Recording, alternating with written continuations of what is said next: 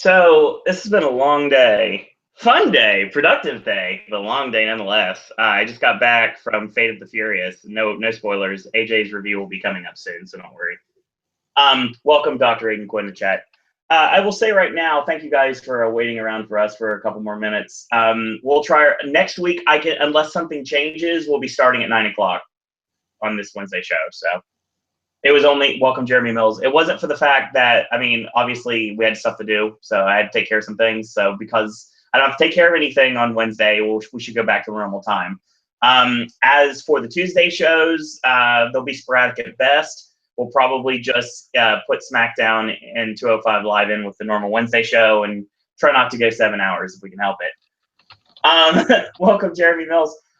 Before we get started, I get home.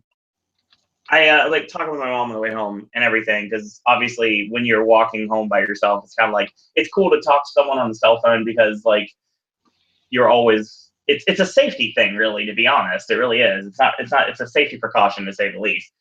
And I get home and I get on the internet, and the first thing I see is on Twitter, everybody's talking about the Chappelle Show, and I'm thinking, what's going on? I know Dave Chappelle just put out 2 amazing new specials on Netflix that I could not recommend enough, but I didn't know anything more than that. Welcome, Pedro, to chat as well, and welcome, Logan. I will state right now that if you've never watched, first off, you've never watched Chappelle Show, do yourself a favor and watch it as soon as you can. And second off, the Charlie Murphy True Hollywood Stories about Prince and Rick James are 2 of the greatest pieces of comedy of this generation. They really are. Just, it's amazing what Dave Chappelle did with that show and what they did with Charlie Murphy and Rick James and the Prince story. It's just absolutely hilarious. And obviously, I was a big, big fan of the Chappelle Show, and I still am to this day, and I'm always going to be. Charlie Murphy was a big deal for me, obviously. I know him very well as MC Gusto from CB4, a movie that AJ still to this day gives me crap for liking. So many awesome movies he's been in, just bit parts throughout, and it's too bad that his final performance was in Meet the Blacks, which, as if you remember, it was AJ's worst movie of the year last year. But yeah, I got to see him in a lot of things. It's a lot of really interesting movies, to say the least. I liked Roll Bounce. Roll Bounce was a guilty pleasure, honestly. Night at the Museum's got a little bit part there. But basically, it's one of those, like, blink and you miss him.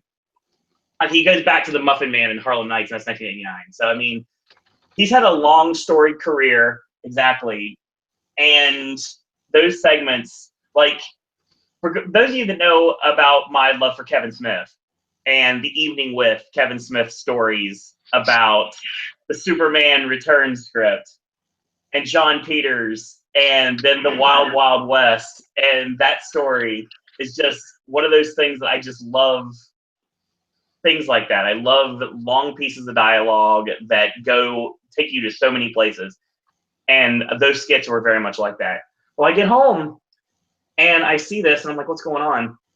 And I find out that Charlie Murphy passed away earlier today via leukemia. So, yeah, it sucks. It really does. It's the first thing I see when I get home. It's not like, hey, Owen, you have 1,000 surveys to do because you've been gone all day.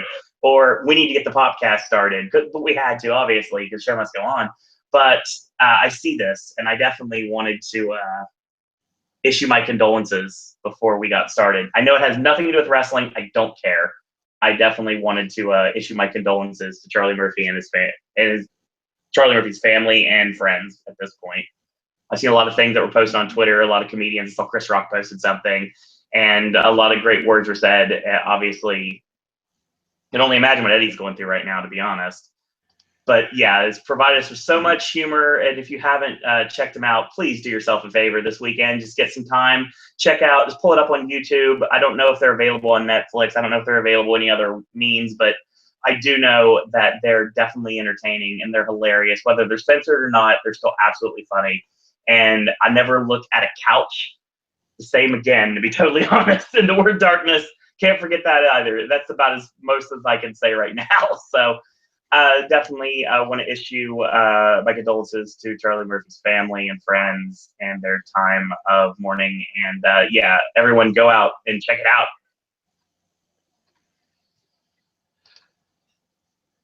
So yeah, sorry, I keep bringing the show down. I notice like every week I always have to. Owen has to be. I have to be Wade Barrett on the regular lately, and I don't like it. Fuck, that guy's back. Oh God, don't bring up that joke from the Raw podcast, please. Sexual Wade Barrett, of course. Don't worry, I'll be able to in 2 weeks when WCPW happens. Hey! I have a feeling he might get a World of Sport, to be honest. It seems like it's a possibility. Not until they suddenly sign him to commentate on the women's wrestling, because Great. They're that desperate just to have him not go to the opposition.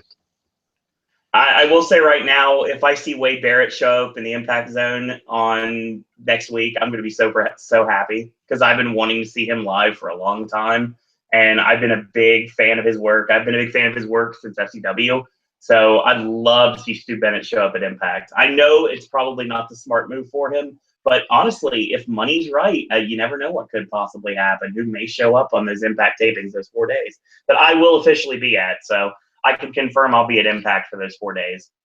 Don't get me started on fucking Impact. Oh. Oh, well, don't worry. We're going into that soon. But because of the way that we're flipping the times tonight, we're actually going to start. It's weird that we're starting with the only WWE branded product that we have to discuss tonight. That's NXT, which is the first of the last Full Sail tapings. Whatever. No, definitely not.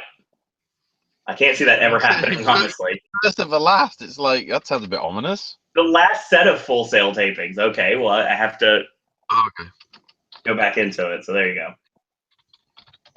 go. So we got my feed, because, you know, everybody knows that I don't have the network.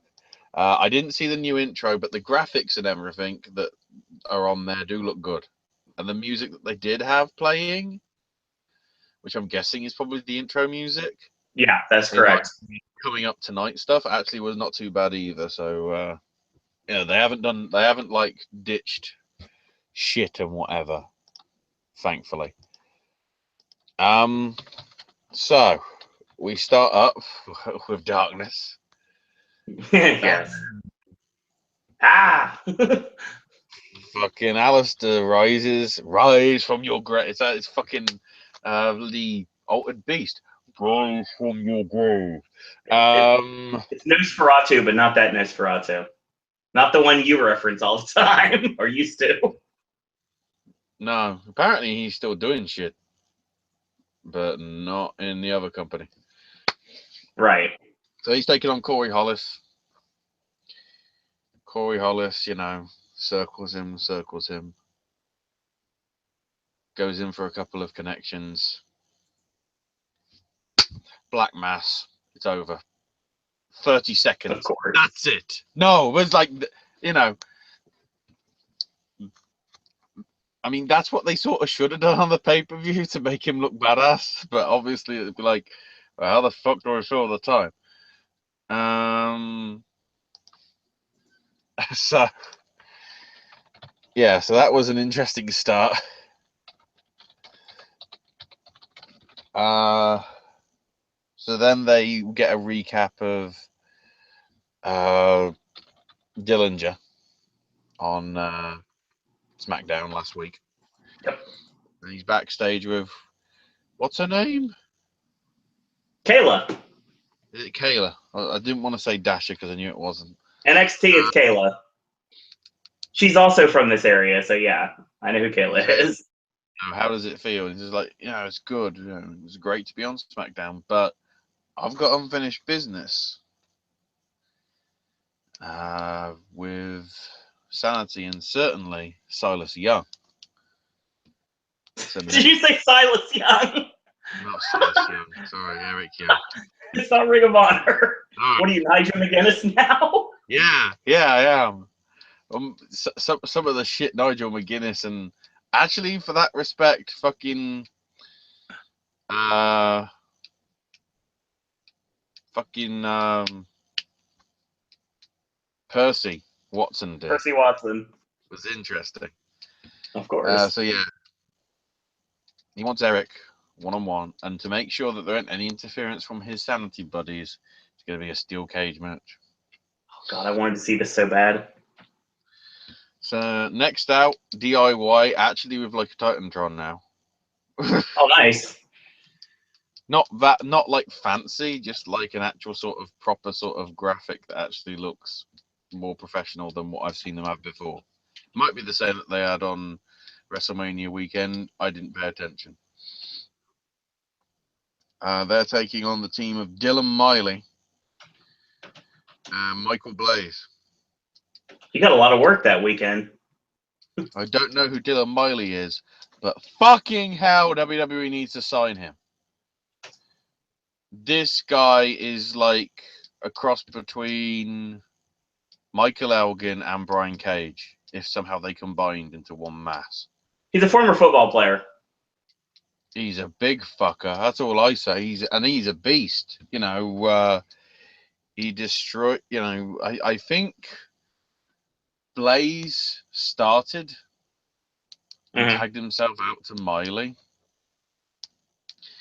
and Miley destroyed Ciampa, and then as Ciampa managed to tag Gargano, destroy Gargano. Even put the Gargano up for the stalling, you know, count to 100, you know, suplex. He even like lifted one leg up the air, which is Nice. a bit stupid. But you know, did all that stuff. Then Blaze wanted back in. As this was happening, let me think. McGuinness referenced some French guy, but he literally said, "You'll have to Google that one, kids." It's like, what was the name? Oh, not Andre, but somebody like that, like a big giant. Oh, Edouard Carpentier. I think it might have been that one. Yeah, it definitely would be, and that makes perfect sense, especially coming from Nigel. Yeah. I can't remember exactly. The name rings a bell. Yeah, he works feud with Killer Kowalski, actually. And then when Blaze got tagged in, Percy was like, "Who's this, Tom?" It's Michael Blaze. Is it a Londres brother? Kudos for that reference that probably about 15 people got.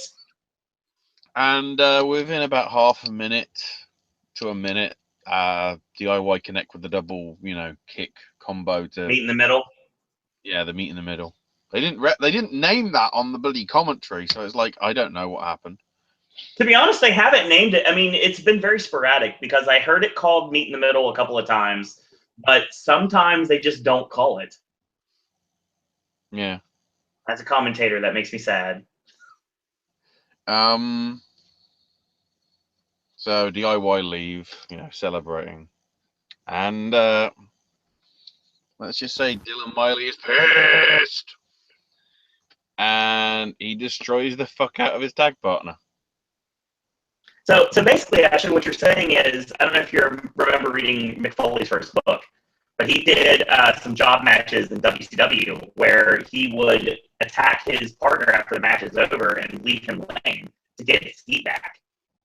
I think that might have been the direction they're going with Dylan Miley, because he's been doing matches like not necessarily enhancement matches. He's actually worked with the Revival, like a couple like 6-man tags they did on like one of the Florida house show loops. So he's been on their radar for a while. He's a big guy, so I really think if they put something behind him, he'll do quite well. Just to clarify for people in chat, because I can't see it at the minute, has Owen's mic just gone a bit weird? I hope not. Because you're sounding a little weird. You'll have to look at the comments, see if it has, or whether it's just on my end. I hope not, because I have no way of seeing that. So we then get a recap of the NXT Women's match from Mania. And then we cut to, I guess, Tuesday night, possibly Wednesday morning. And they're packing up the Amway Center completely, pulling everything down. And walking throughout the arena is Ember Moon. Except it's more Athena than Ember Moon because there's no even like contact lenses.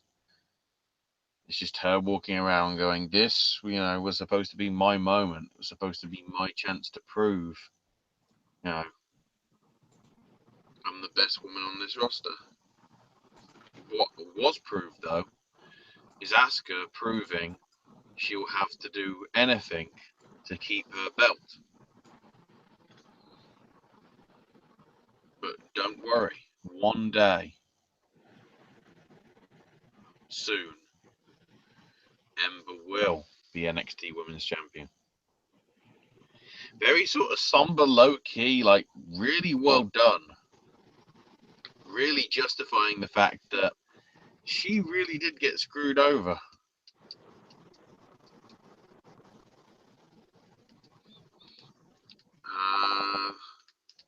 So next up,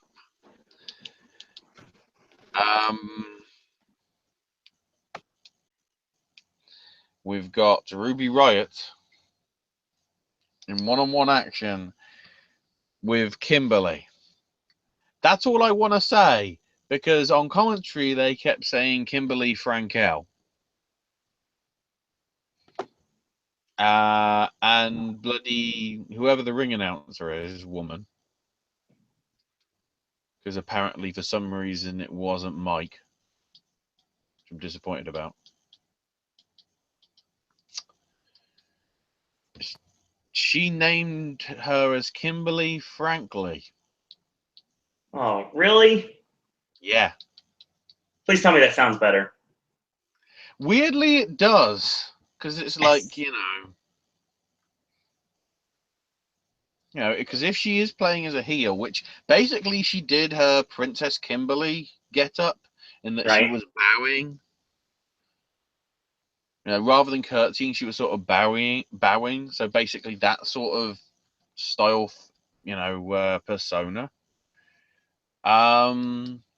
But I'm just thinking, if she does go with the way that the ring announcer said it, it can just be like, frankly, you're not worth my time. And all that sort of stuff. You can just play on the whole frankly stuff. It would really help her out, especially just getting started with the company. Like how Bobby... Yeah, she got a Kia. She got a fucking Kia this week. That's all that matters. I think. As you'd expect, Kimberly and Heidi, because with respect, fuck Ruby Riott until she's actually getting some traction. They have a good match. The only way it's sort of ruined is the inevitable interference from Nikki Cross, which, well, actually not interference, it's more distraction. She shows up, pulls the bloody ring fence apart, the barriers, to like cause a distraction and hope that works. But Ruby wins. Can't even remember what the finisher was. According to this, it actually says, and I quote, a super kick and a wind-up Pele kick in things. Yeah, probably. Well, considering some of her striking stuff, that actually would make sense. Well, if you look at her Wikipedia page, it does say that she uses enziguri kicks after a super kick, so that might be what they're referring to. Yeah. Definitely. Also worth noting throughout this thing, pinfall. 1, 2, 2. Sweet! So it was still going on. Yes, it's back. It's back. It was still going on, and I think I know where it fucking started. And we'll get to that in a bit. Ooh, I'm intrigued.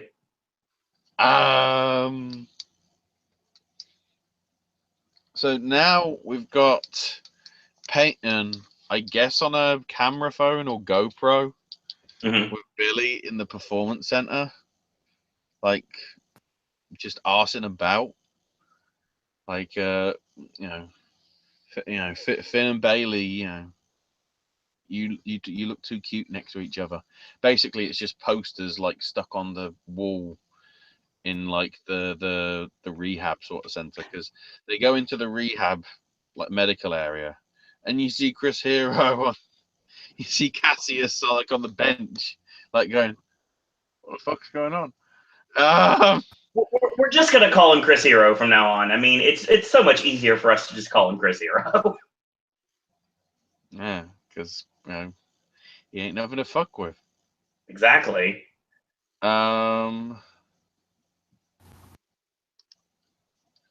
So they manage, or Peyton spots Aaliyah on the bench being assessed. Aaliyah's with Liv Morgan. Why are they doing this? Yeah, that has to be. That's what they've been pushing lately.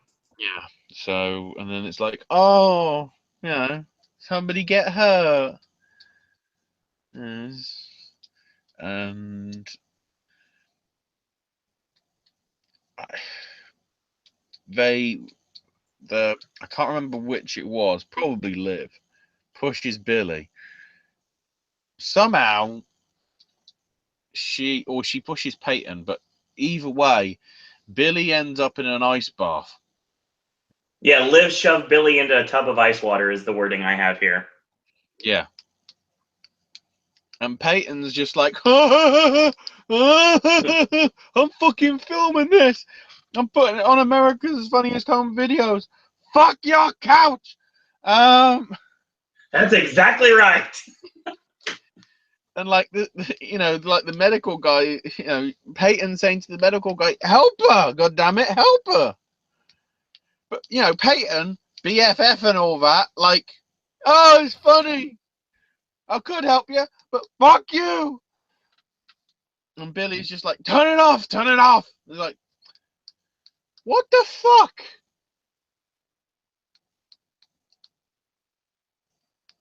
It makes Peyton look like a fucking idiot.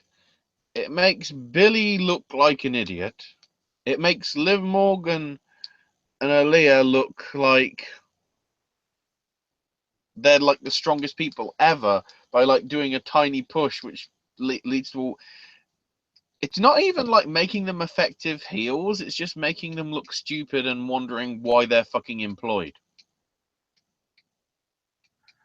I don't. I like Peyton Royce a lot, and I like her character, even though we've seen this Mean Girls gimmick done to death. Why the fuck wouldn't she help her friend? That's my issue. I can see where you're coming from. That's my issue, really. And then we go to main event. Oney Lorcan versus Drew McIntyre, who gets like bagpipes and whatever, and then new music, but they just use this fucking old Titantron from 8 years ago. Oh, that's great. The Chosen One. No, just the Drew McIntyre like on scripture sort of thing. Ah, the Smackdown Tron. Okay, gotcha. I didn't use the Chosen One. It was the second one. Yeah, I gotcha. And this was a hoss fight. Yeah, it sounds like it. I wanted to see this live when I first heard this was on the show. Stiff as fuck. Stiff as fuck. There was some sort of suplex onto the apron on the outside. Lorcan was doing chops that I think could be heard in New Orleans for next year's WrestleMania. Fair point. And Drew got the win with a single leg dropkick. He won with the Claymore. Single leg dropkick. Can't call it a Claymore because that's violent. I can call whatever I want. I'm a commentator. I don't know what they're going to call it WWE, but it's the Claymore until I prove it otherwise. But yeah, Drew wins. And then fucking Kayla is like, Drew, great to see you here. Why are you here? Oh God, really? Oh man. And admittedly, Drew recovers it by going, look, everyone knows I got a lot of raw talent. And I could lay the smack down on quite a few people. But NXT is the place to be. To make a name for yourself. I could have gone anywhere, but I came here. Fuck you, 128-man tournament that was on Channel 5. Or Spike. I don't know what you're talking about. The Destiny Wrestling thing or whatever it was. I know. I'm just playing devil's advocate here. That thing that they. Well, we know why. That's why he's there. Well, of course. Screw over World of Sport, which I don't think he was even going anyway, because I don't think he's interested in being anything to do with Jeff Jarrett. And certainly not I can't even remember what the name of the fucking. I know it was 5-Star Wrestling, but they gave it a different bloody name. I can't even remember what it was. That show that was on Spike in the UK. Yeah. With a tournament for to crown a new champion, even though there was already a champion, and the guy retained it at the end of the night anyway, who decided to announce, we're doing a 128-man tournament, which will be on TV. And then it's like, so then WWE announced something, and then World of Sport was official, and WCW did its World Cup, and 5-Star Wrestling went, oh fuck, and you're never supposed to remember it happened. But wrestling fans always remember, Ashley. We always remember. I will, to fucking see it.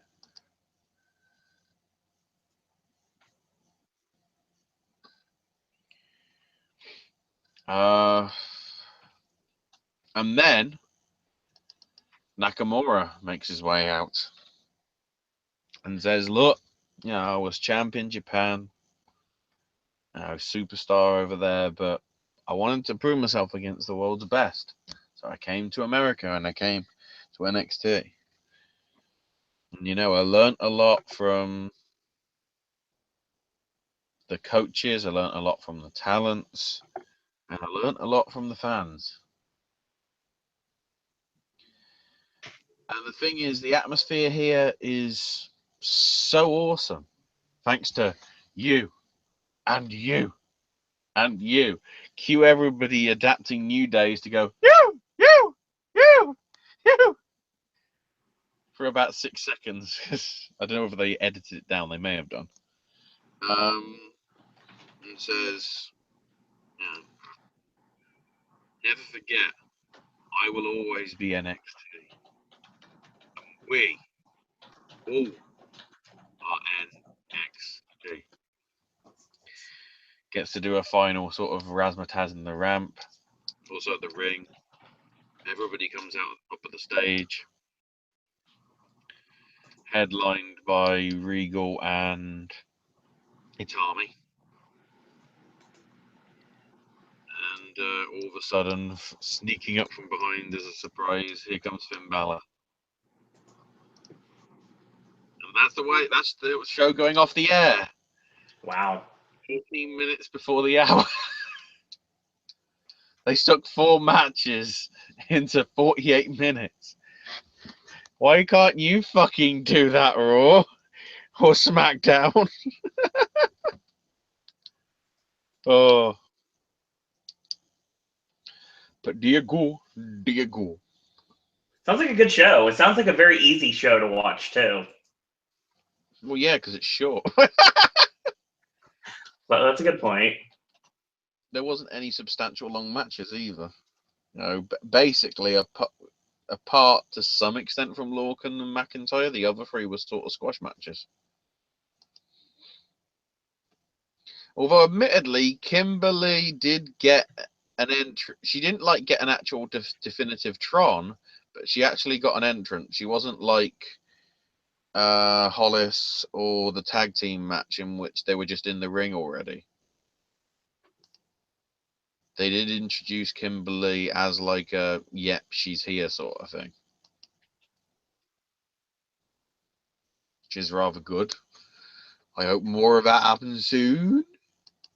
Indeed.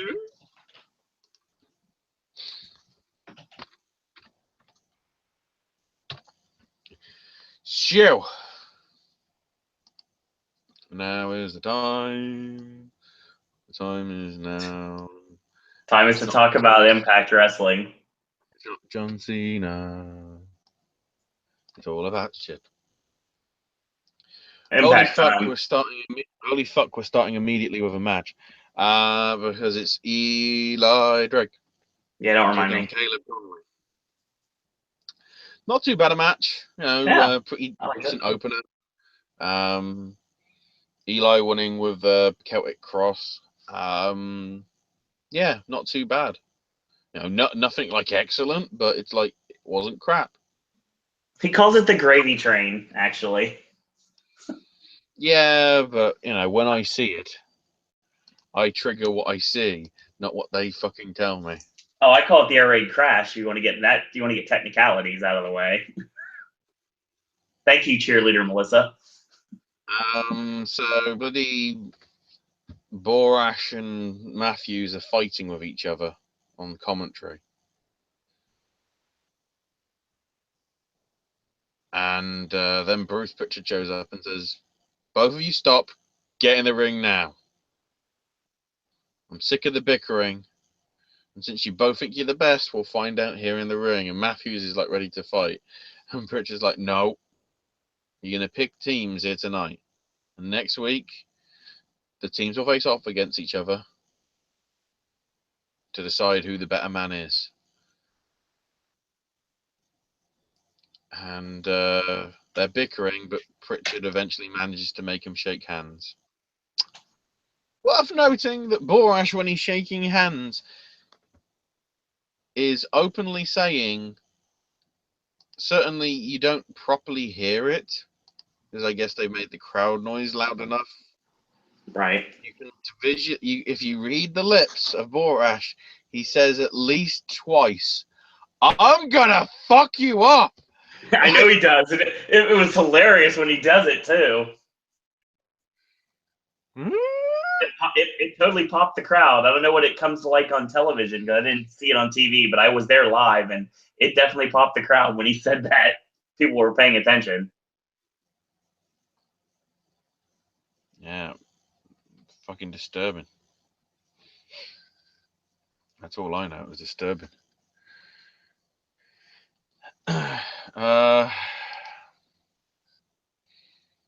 So then Davey and Angelina show up and are fucking playing tonsil hockey. Now it's time for the Knockouts Gauntlet match.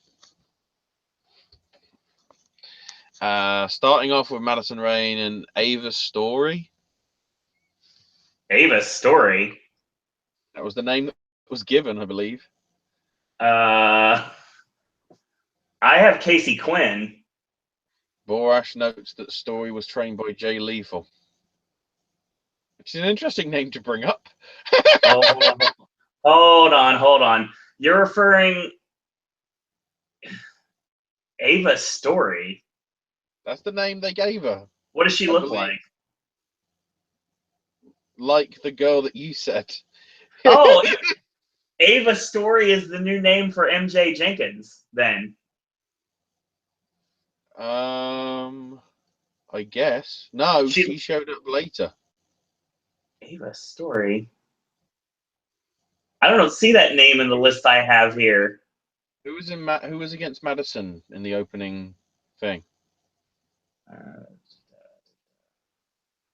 Madison. I'm looking at my results right now, actually. Are we talking about the women's one night only? The knockout gauntlet match. Casey Quinn. Yeah. They're not calling her Casey Quinn. They're calling her Ava Story. They really changed their mind because she was announced as Casey Quinn. Well, I don't think they even had her enter. I think they might have just started off. Either way. So then Rebel shows up, and immediately I go, "Fuck this match." Then Amanda Rodriguez comes in. Then MJ Jenkins. Yep, she's okay. Okay. We're good now. Then Diamante Yep. shows up. Rodriguez is ODB first is out. coming. Rodriguez is first out, eliminated by Rebel. Then Yep. ODB comes out. Next is Brandy Rhodes. Gets rid of Diamante. The fall she took, it wasn't a great landing on the apron. That's all I'll say. I agree Rebel with got that. thrown out by MJ Jenkins. Jenkins then got thrown out by both ODB and Brandy because there was a double shoulder block. Right. Madison's hiding. Sneaks up on Brandy, throws her out. So we're down to the final two. So now we go to pinfall rolls because reasons. Madison goes heelish and tries to go to the eyes, but ODB splashes her in the corner, TKO, and ODB is the #1 contender. Which got a good reaction because she's always been super over in Orlando. Mm-hmm. So next comes James Storm. This got huge reactions. It's great to be back, back in my jeans and with a beer in my hand. He was sitting at home a week ago and his 5-year-old kid had a cowboy hat on and said that I was his daddy. And I looked at him and realized I am that guy. I'm damn proud of it. The night I won that world title was the highest rated episode of Impact ever. And I'm going to do whatever it takes to become world champ again.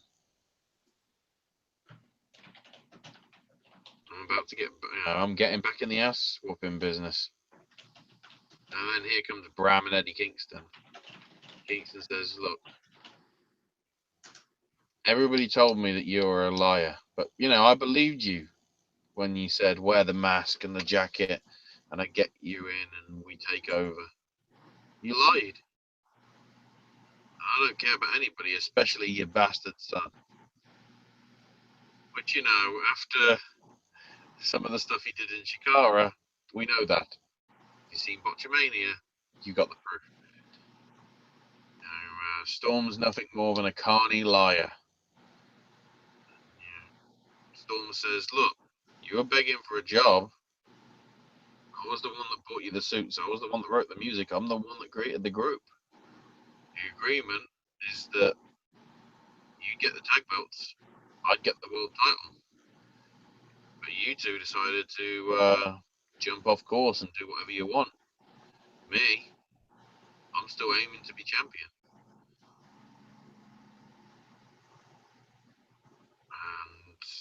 And I wanted men in my group. If I wanted a bitch, I could have just gone to Tinder and swiped right." That got a huge reaction. I don't know how it came off on television, but I can assure you live it was big time over. Just from the execution of the line, you didn't even need the crowd. It was like, yeah, that's actually pretty well done. Kingston spits in his face, Storm spits back. Bram grabs a chair, goes to hit Storm, stops. And Storm puts his hand out. Bram swings the chair, only to get it super kicked right back into his face by Storm.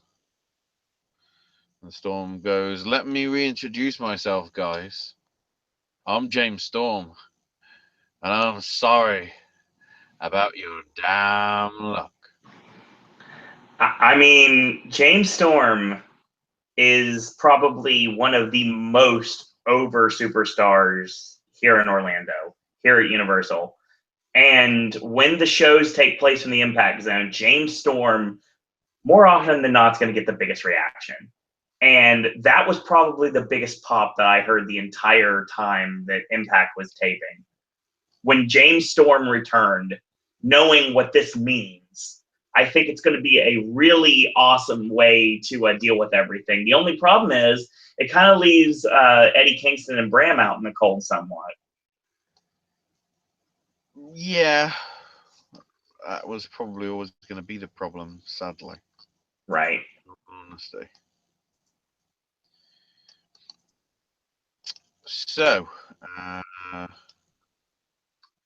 we now transition to, I think we're in the back with Mackenzie asking Andrew Everett how he feels about Hurricane Helms, saying that he ain't worthy of a title shot, and he's like,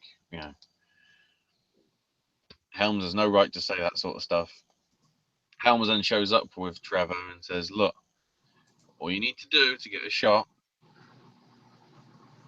all you need to do tonight is win a triple threat, and then you might get a title shot. So it's Andrew Everett versus Marsha Raquette versus Suicide. Fucking Caleb's doing double duty tonight, bitches. Totally is. Did they pay him double? Fuck off. Everett gets the win. Interesting finish though. Basically, Rocket got a gourd buster, 2 count. Then Suicide hit Olympia and Seguri. But Everett managed to drop kick Suicide out onto the floor, and Everett went to the top, hit a shooting star press on Rocket, and got the 3 count. Yep. And then Davey and Eddie. With added Alicia and Angelina. Live, this match was awesome.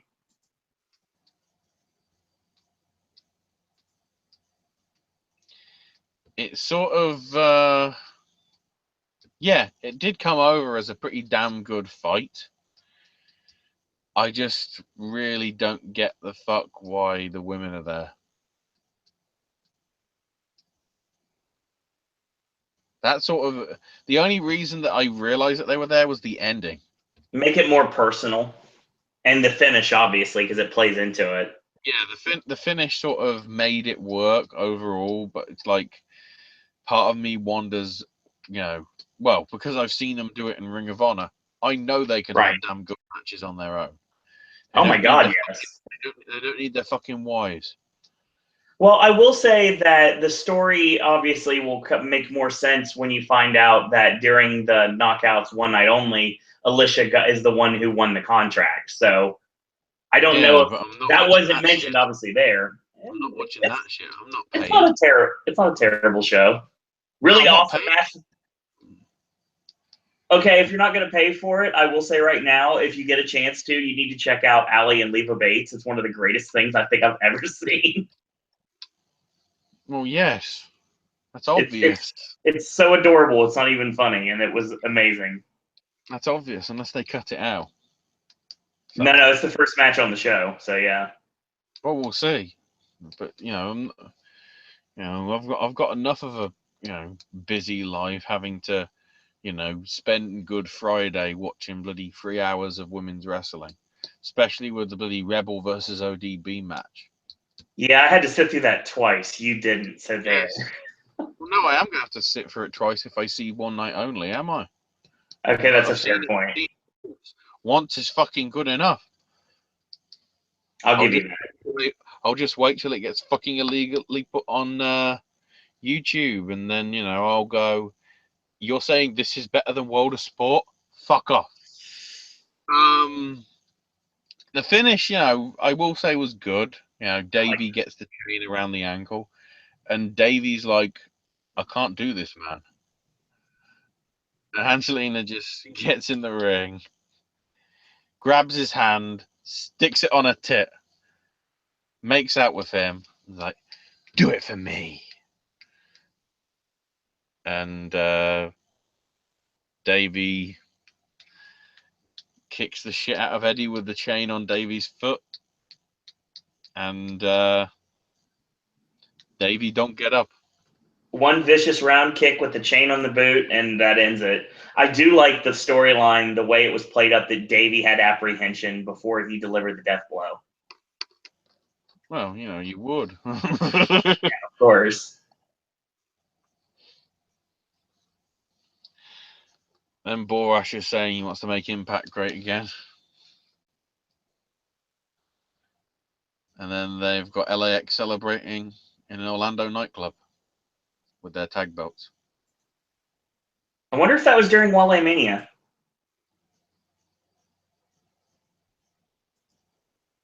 Who knows?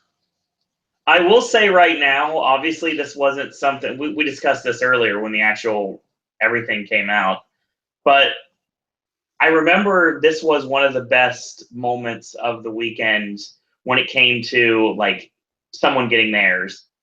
After this match ended, Josh Matthews came out and he basically said that he was going to do a one-man show for $5 at Universal the same day as Jim Ross's ringside show. And then he basically gets called on. It's like, no, there's not going to be on the first. It's going to be on the second. He's like, well, I'll take both then. And the Pope comes out and he's like, you know what? I've had enough of this. Let's all get in the ring. Crowd chanted, you're not tough enough. Josh goes, that was years ago. I thought that was funny. Pope says, JB, get out of the ring. I'll settle this. And JB gets out of the ring. And Pope lures Josh into a false sense of security, and he decks him. And then Hangin' Tough plays because for some reason that's the Pope's entrance theme off television. JB and the Pope left. Here comes EC3 from the back, and everybody was surrounding the ring at this point. All of us were surrounding ringside, and basically they were deciding what things they wanted to do to Josh because he was going to sell obviously because he's down. So EC3 helps him up, and then he dusts him off, and then he gives him a stunner, and then they drag Josh out of the ring before other things can be done to him, and they tell us to go on our merry way. Get the fuck out. Pretty much. They played Happy Trails, and Happy Trails, whenever you go to Impact Live, means get out of the building. We need to clean this place. Wow. So, that shit from bloody Jeff and Trey. Oh, absolutely. Geez, I'm surprised given the fact the whole thing that they basically came up with a lot of the TNA stuff back in the day that they never used, remember? Mm-hmm. Exactly. So, Impact next week, the 4-on-4 match with Josh's team versus JB's team. We ain't finished. Oh. We ain't fucking finished, son. Hey, don't forget, we don't get to see this extra stuff. So we had a video package of James Storm recording Long Necks and Rednecks. It's that's a reason. Life is good. So now it's time for Alberto versus fucking Jobber. Oh, John Bolin, the winner of Gut Check. Yeah. Alberto wins with Where the Warrior. Yeah. Nothing special. No, it wasn't. Mackenzie's backstage with Braxton and Ali. And Winston asks Ali what it was like to stand up to Sienna. And then Sienna and KM come in. And they get in each other's faces, and Karen shows up and says, look, Ali, Braxton, you're too good for this, but, if you want to fight next week, we're having a mixed tag match. And then Sienna's stalking Braxton and Ali because Fury will be unleashed next week. So basically, the Fury has got nothing to do with fucking Laurel. Are you sure? Well, the video is Sienna stalking Braxton and Ali. What connection does Sienna have to Laurel? There isn't any. Yeah, there is. 100% there is, but you're not going to find that out till next week. You remember on Twitter where I posted a picture on Twitter of what's going to be a new stable, and it was retweeted by Kevin Matthews. So I think that we're building. Actually, I know for a fact this is guaranteed. You're building to a stable which is going to basically be together pretty much to get revenge. Because you got KM, you got lesbian. No, not really. KM, Sienna, Laurel Van Ness, and of course the Fury is going to be unleashed by the debut of Congo Kong. And they're all four going to be banding together. So that's a new stable that's going to run. Classy, Ashley. Pinky's up. Classy lesbians. You said it, I didn't. Come on, until it shows up on television, that's what I'm going with. Speaking of classy lesbians, Bruce Pritchard comes to the ring. God, they put this on this show too? Yeah. I thought it was for the next week. Okay, continue.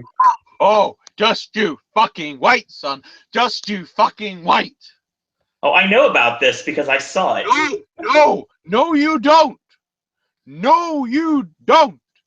I can give you a little backstory about it too, actually. Go ahead.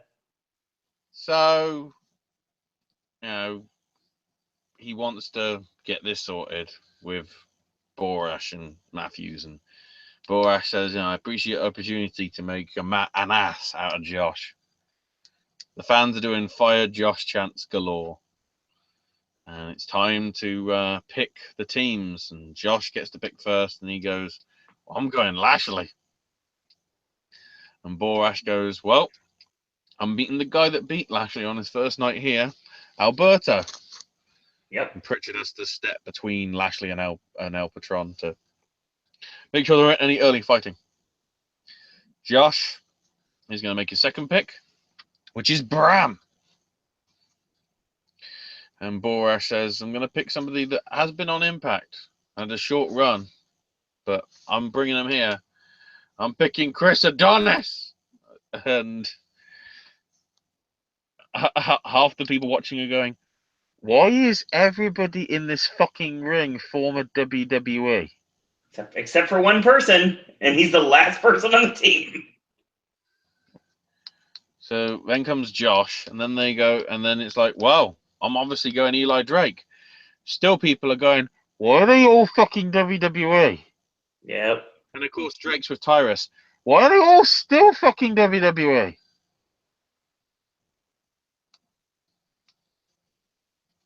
And Pritchard says, where's the team members? And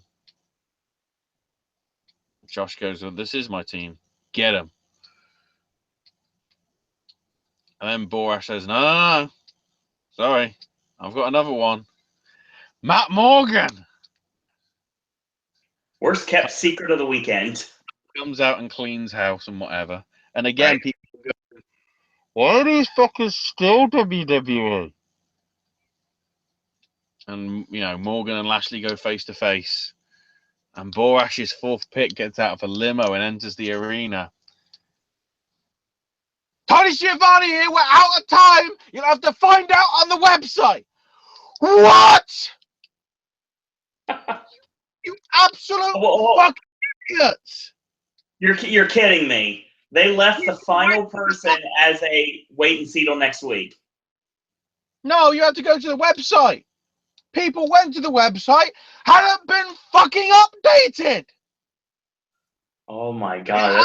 It has now, but when you're telling everybody, go to the website, you'll see it there, you'll see it there. And when people go, there's fucking nothing. Brilliant. Brilliant. You've done it again, Impact. TNA is not dead, you stupid fucking idiots. You just made the list. Oh, you remember how we talk about how everybody in this match has a WWE connection in one way or another? Well, yeah. Of well, course Ashley, he's in the WWE. He was on the Hall of Fame ceremony next to Mickie James. I can't think why. I was getting ready to say that, actually, if you didn't. So, yeah. We're on the same page here, as always. They did reveal eventually via YouTube or whatever that it was Magnus, but they literally he's coming out the limo. You don't know who he is. We're out of time. You'll have to find out on the website. Like, Oh, what? well, that's cheap. No. This isn't WC fucking W. Now I was gonna say P, and it was like no. Yeah, this isn't Ted Turner. This isn't bloody Vince Russo. This isn't all the shit from back in the day. Oh, as soon as that happened, I was like, really? You're doing it as a giant cliffhanger, even though practically everybody read the fucking spoilers? It got a decent reaction live. I'm not going to lie about that. But I'm talking about for TV audience. The majority of the people that do watch it keep an eye on the results because they want to know what's coming and what they should be interested in. Of course. And to do an ending like that, and then obviously not have the payoff and not have it uploaded like a few minutes before the actual thing happened, somebody missed a fucking trigger. They were posting up highlights of the fucking show immediately, but the actual bit where it was the reveal, nah, we'll do it till much later. When people have stopped watching because they're watching New Japan instead. At least I think it's New Japan on the Fight Network, isn't it, on Thursdays afterwards?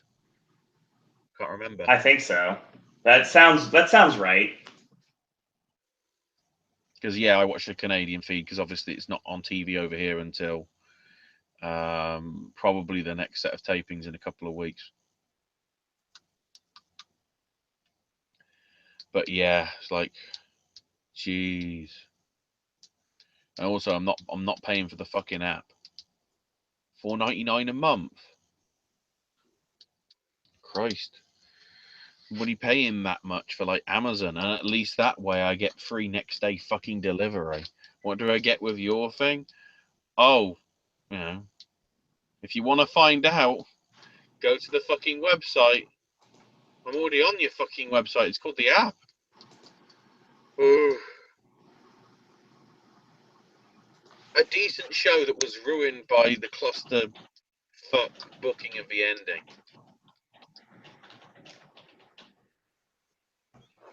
That's a very interesting thing to do that for the finish.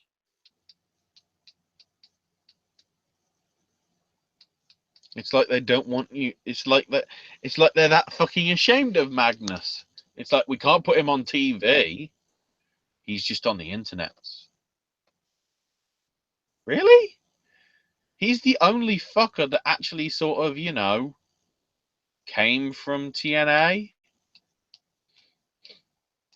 I mean, okay, he was on the British indie scene, but, he's not been in the WWE wrestling.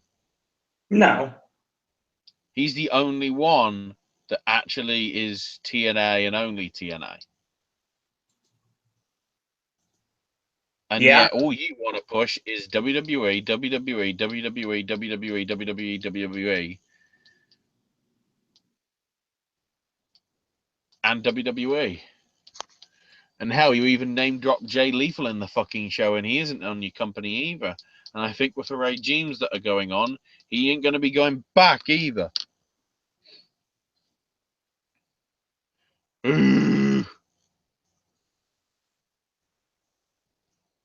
What a rush. Let's talk UFC. Okay. This is going to be an interesting one because I'm going to be roving reporter while I do this because I'm fucking hungry. I want my dinner. Because I don't really need the card at first, because what we first need to talk about is the weigh-ins. Because this was a mighty weird event. So actually, before the weigh-ins even happened, it was announced that I think it was Symphony Carvalho who's going to be in the women's fight, couldn't fight because she had fake boobs. Apparently, you can't have fake boobs in New York for mixed martial arts. Little known, fact. Fact. It's a stupid ass fact. And then the main event, we did the weigh-in. Demetrius Johnson came in. Oh no, sorry. Is it Demetrius? No, Anthony Johnson. Got the wrong one. I think. Can't even remember. But Johnson weighed in weight, on the 205 mark. Was he 205 live? I don't know. And so then Cormier comes up. And he's 206.2. And they're like, okay, you got 2 hours. And you're fucking gone, son.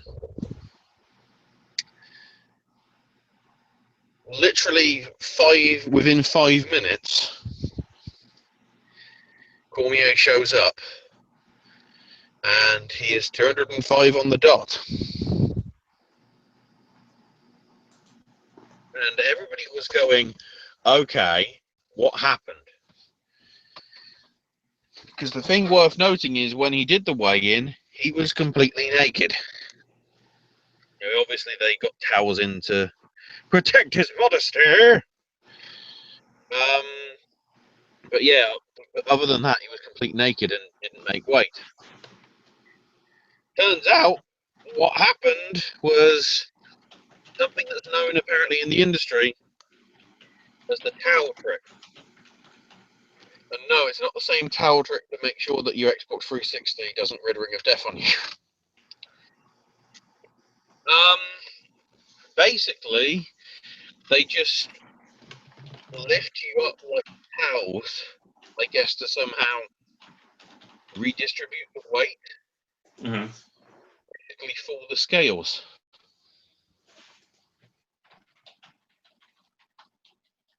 They just didn't. They did enough effort and everything. There's plenty of videos of it online. And he came in on weight. And, Cormier did admit, he struggled with the weight situation. At least he was honest on that front. But yeah, sort of questionable. For the main card itself, if I can get to it. On the Fight Pass prelims, we had Magomed Bibulatov beat Janelle Lusa unanimous decision, even though Bibulatov was deducted a point due to a groin strike. Even though that happened, he still won 29-26, so there must have been a 10-8 from all 3 judges in one of the rounds. Then we had Caitlin Chutagian beat Irene Aldana by split decision. Two of the judges giving it 2 rounds to 1 to Caitlin over Irene. Then there was a split decision with Desmond Green beating Josh Emmett. This is a quirky one because there was a Josh Emmett winning 29-28, a Desmond Green winning 29-28, and one of the judges giving it 30-27 to Desmond, which was a decider. So, very strange. And then we had Gregor Gillespie beat Andrew Holbrook in 21 seconds. That was quick. Down on the Fox Sports 1 prelim card, Patrick Cummings beat Jan Blachowicz via majority decision, because one of the judges gave it a 28-28 draw, the others 29-28.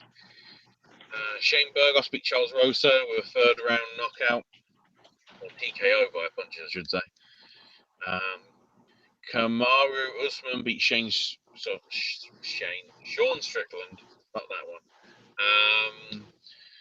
One judge gave it 30-27, the others gave it 30-26, so there was a 10-8 for 2 of them at least. And then the main event of the Fox Sports 1 card had Miles Jury beat Mike Della Torre by TKO midway through the 1st round. Then main event, or the main card, I should say. Charles Oliveira beat Will Brooks with a standing rear naked choke midway through the first round. Thiago Alves beat Patrick Cote 30-27 across all three judges. Cynthia Cavallo beat Pearl Gonzalez with a very late rear naked choke win with only about a minute and change left in the third round. And then we get to the interesting one. So, Gegard Mousasi beat Chris Weidman. Technically via TKO doctor stoppage. So what happened is, if I can get the notes, section, it's a giant clusterfuck. Basically, it was an example of the new rule that they've got with 2 hands down instead of 1 down. So, the doctor came in, looking at what happened with the. Basically, it was like a knee strike that could have caused a concussion, and Weidman went down. And it was bad, but it was in such a way that it was like the medical guy had to come in to assess it, and they played the replays and they were like, wow. And they looked at the replays and they noted that Weidman had 2 hands down when it happened.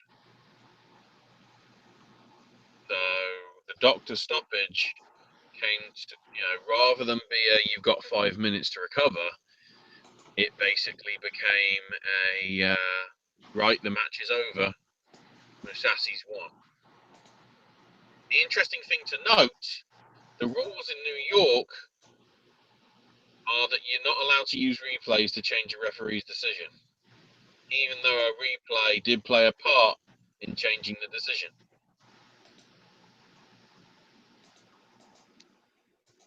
Weidman, rightfully, I feel, protested, what happened to the State Athletic Commission. And the State Athletic Commission said nothing was wrong, even though they went against the rules by using replays to determine that Weidman had been fallen, so it should have been a TKO rather than a temporary stoppage.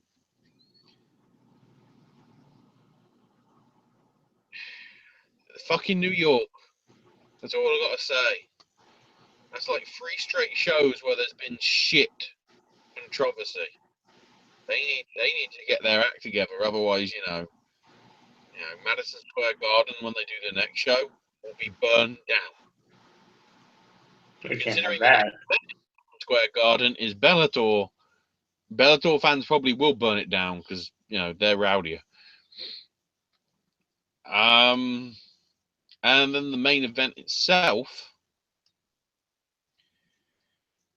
was weird as well, because for some reason Anthony Johnson wanted a wrestling match with Daniel Cormier, when everybody said the best thing you do is just beat the shit out of him. It's what he did before and narrowly lost. This time he was just like, I'm going to wrestle you. And, even his fucking training people were like, what are you doing? Don't wrestle! Fight him! Don't wrestle him! So Cormier won with a rear naked choke midway through the second round.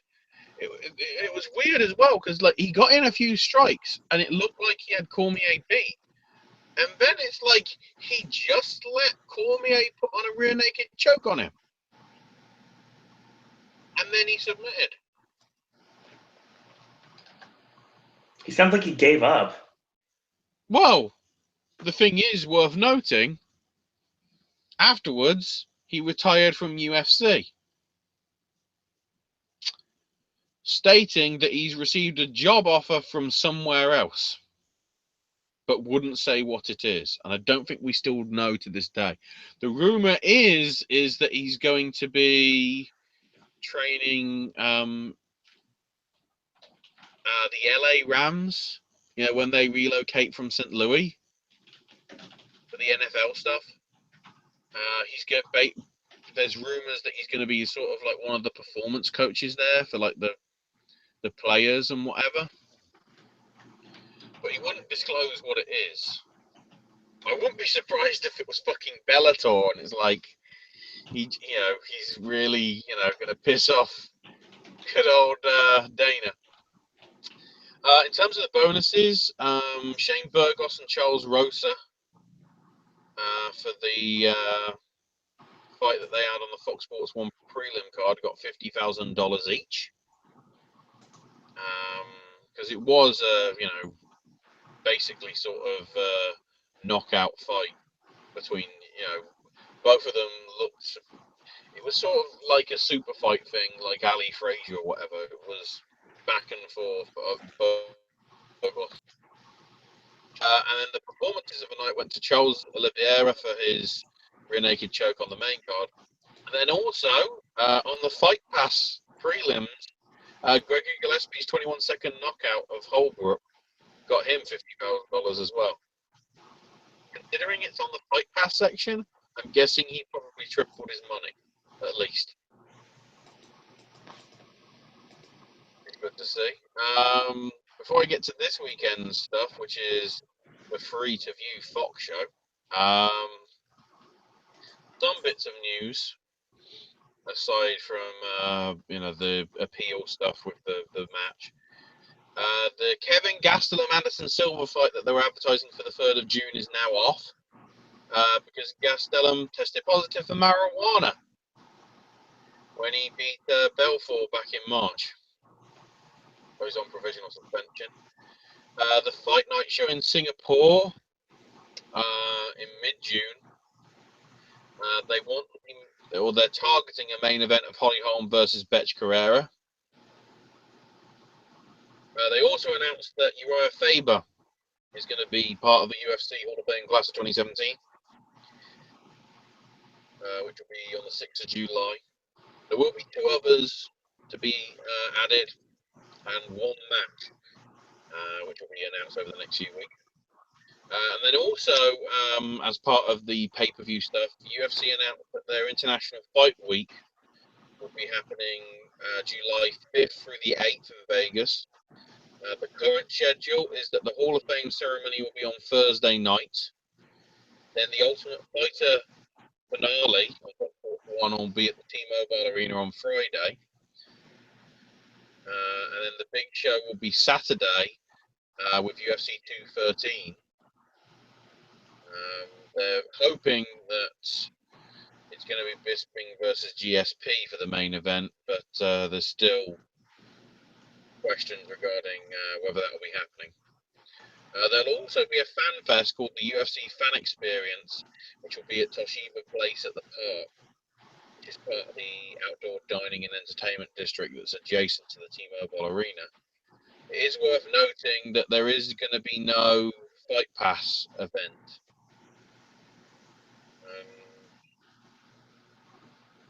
Worth noting that there is not very many shows that are exclusively on Fight Pass. Probably because they're trying to get people over, given that there seems to be a lack of big stars. That's why you're seeing more shows being on Fox Sports 1 or Fox or pay-per-view, rather than leaving it exclusively on their pay service, because I guess they feel not enough people are paying the pay service in order to warrant,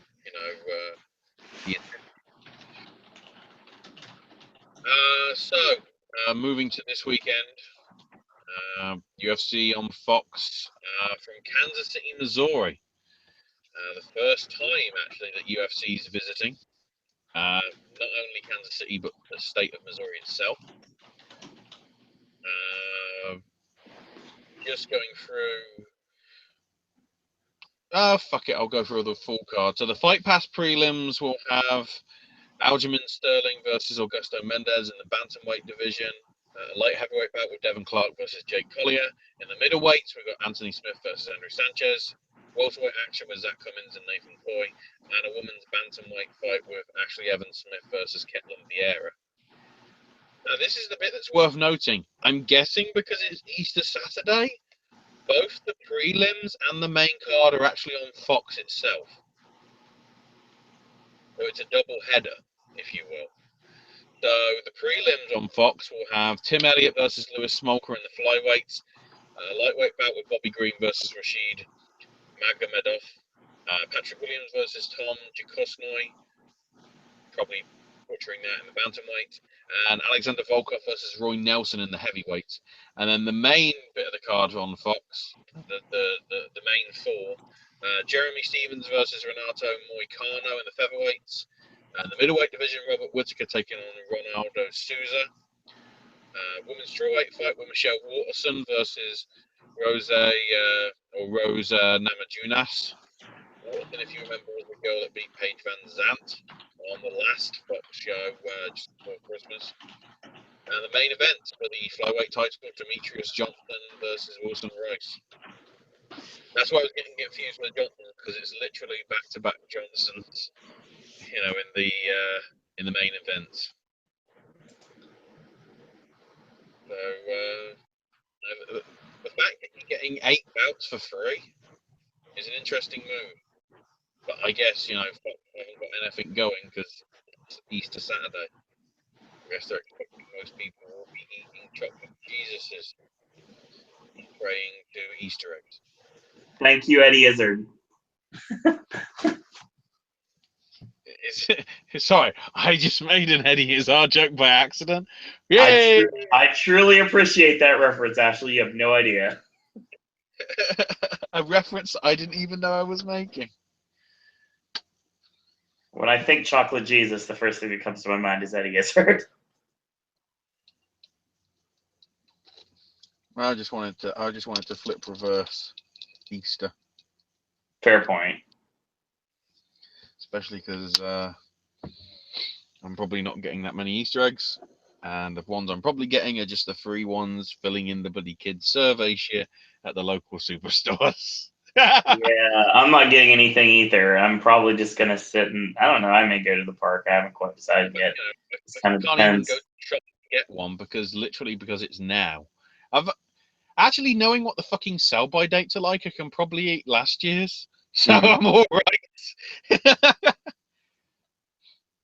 Anyway, yeah, that's the UFC stuff out the way. WCPW. Well, technically, I don't know whether it was WCPW because if you look at the way that the show was, it basically looked like a show that just so happened to have a WCPW banner.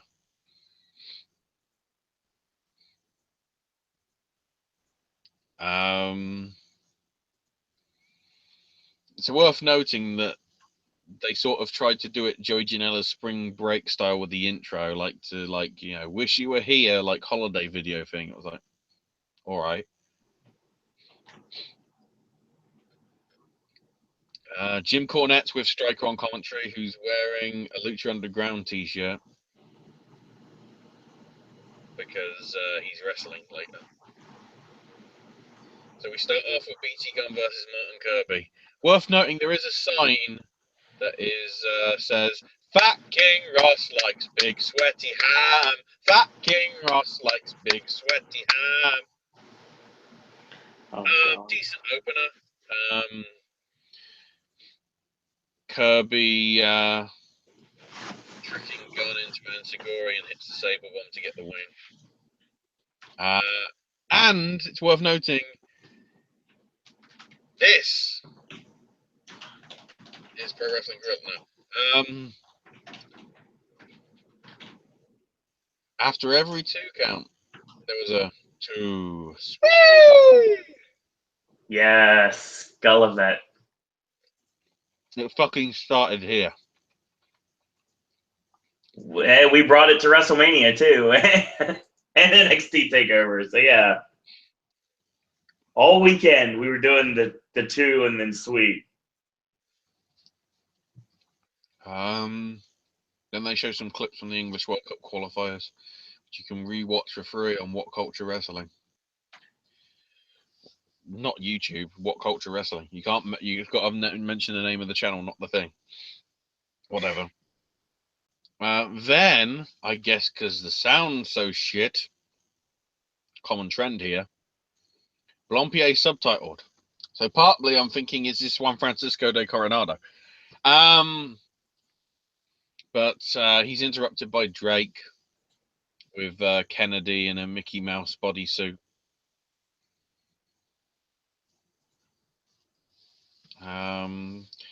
That looks so bad, the crowd say that Kennedy is an orgy butler. Because that's a thing.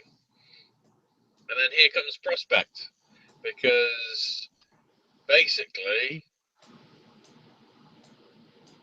because of the fuck up and that nobody wanted to give Prospect money, they came up with a Jim Cornette gave him the rest of the money thing, though they're in Orlando.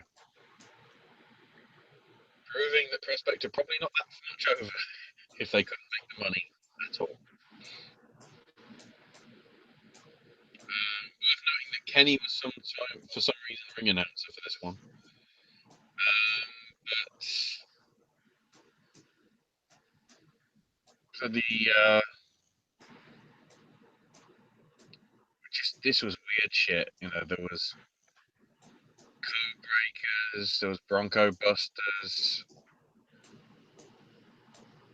Gracie had the Jim Ross's face on his arse again or whatever, did a stink face. Drake got stink faced as well. And Kennedy got the stroke and flatliner combo 1-2, but Prospect pull him up so then they can do their pose while actually pinning him.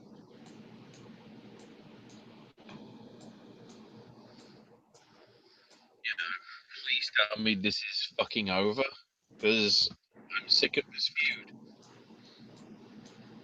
It sounds like it is. I'm sick of the storyline. Afterwards, Prospect stripped Kennedy of his suit and then threw him out the ring. More highlights from the Scottish World Cup qualifiers this time. So now it's time for Primate versus Joey Ryan for the DDT Iron Man title thing.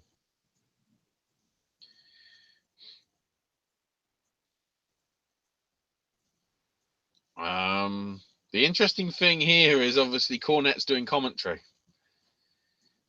And Cornette is not a fan of Joey Ryan or the lollipop stuff or anything. Primate is confused when the crowd start chanting, touch his penis.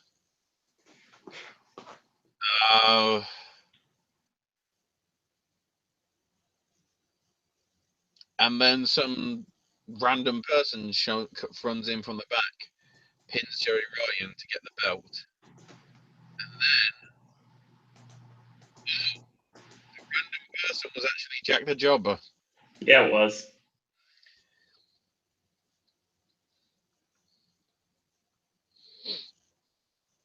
So then we had lollipops out of Joey's crotch that Primate was forced to eat. So Primate speared the shit of him. Which for Primate, is a fucking waste. So then all of a sudden they decide to not edit out the camera being waved all over the place. Because Joey Ryan drags Jack the Jobber back out. Jack lays down for Joey and Joey pins him to get the belt. So then Joe Hendry comes out through the crowd, distracted by the prestigious air raid siren, freak of nature, and now Joe Hendry's champion. And treats the belt like it's shit. Oh, way to be fucking Naito, you dumb bastard! Thank you. That was what's coming to my mind too. Again, we got subtitles because audio shit. And Hendry gets a bin, and Al Medusa drops it the Iron Man heavy metalweight belt in the bin. So I guess by default, Joey Ryan probably won because he found the belt. Who knows? That's what it sounds like. So Matt Striker gets up from the table because we're going for that. And now it's time for a change on commentary. It's fucking King Ross. Finally.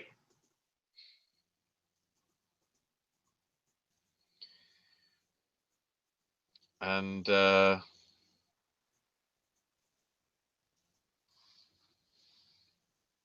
basically they do a whole load of 1 counts that the ref gets knackered from.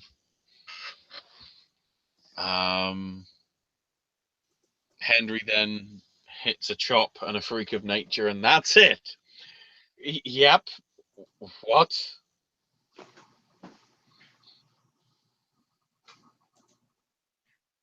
Then we're taken backstage. Jack Gajogga finds the bin with the belt in it. Adam Cleary has got a referee shirt on. Jack pins the bin.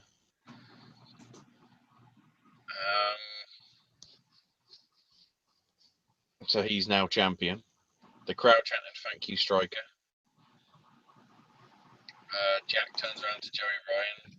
Jack just lays down. Joey pins him and leaves with the belt. Okay.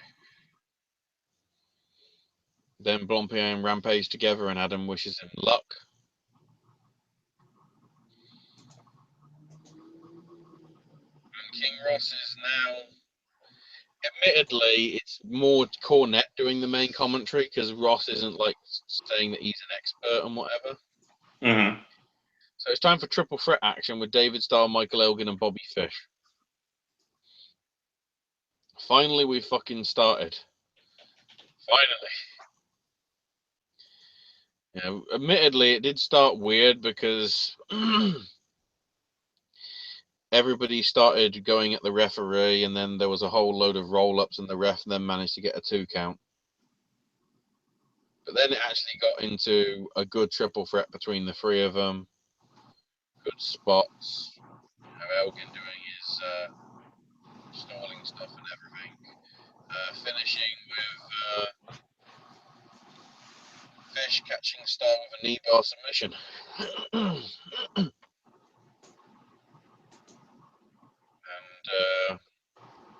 then it's time for El Ligero versus Ricochet. Except then Ligero heads to the back because he wanted his cape, but somebody's taken it. Then wants Ricochet's gear back for a fashion show. And then everybody's doing rolls. Then the referee does a cartwheel. Okay. And then, of course, because it's El Ligero and Ricochet, these guys have a fucking incredible match.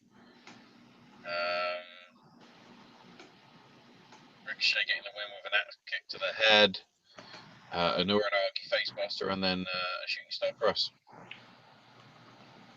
I don't know what they did. I don't know what it is. You've got great matches like these two. The others haven't been really, but they always have to have stupid shit at the start. We can't have a serious wrestling match. I guess because the serious match is next, because the main event is Rampage versus Drew Galloway, which is a good sort of hoss fight and whatever. With Galloway managing to get a future shock DDT off the turnbuckle. I'm certainly flipping over from the turnbuckle anyway. So it certainly felt like a rushed show. In that even though it had been announced for months and months and months, it certainly didn't look anywhere near as professional as Rev Pro or Progress did. But at least for the last 2 or 3 matches, it was certainly worth it, I'd say. Sounds like it. I don't know if it's worth paying, $9.99 a month. Hopefully it gets available soon, like on a pay-per-view sort of basis on YouTube, because I know they're starting to do that now for the shows. If that's the case, possibly. But their next event is No Regrets. We have got a couple of matches announced for that so far. Yep. Travis Banks will be taking on Penta. And then hashtag Plumpy is a dog nonce. Prince Amin one-on-one with Brandy Rhodes.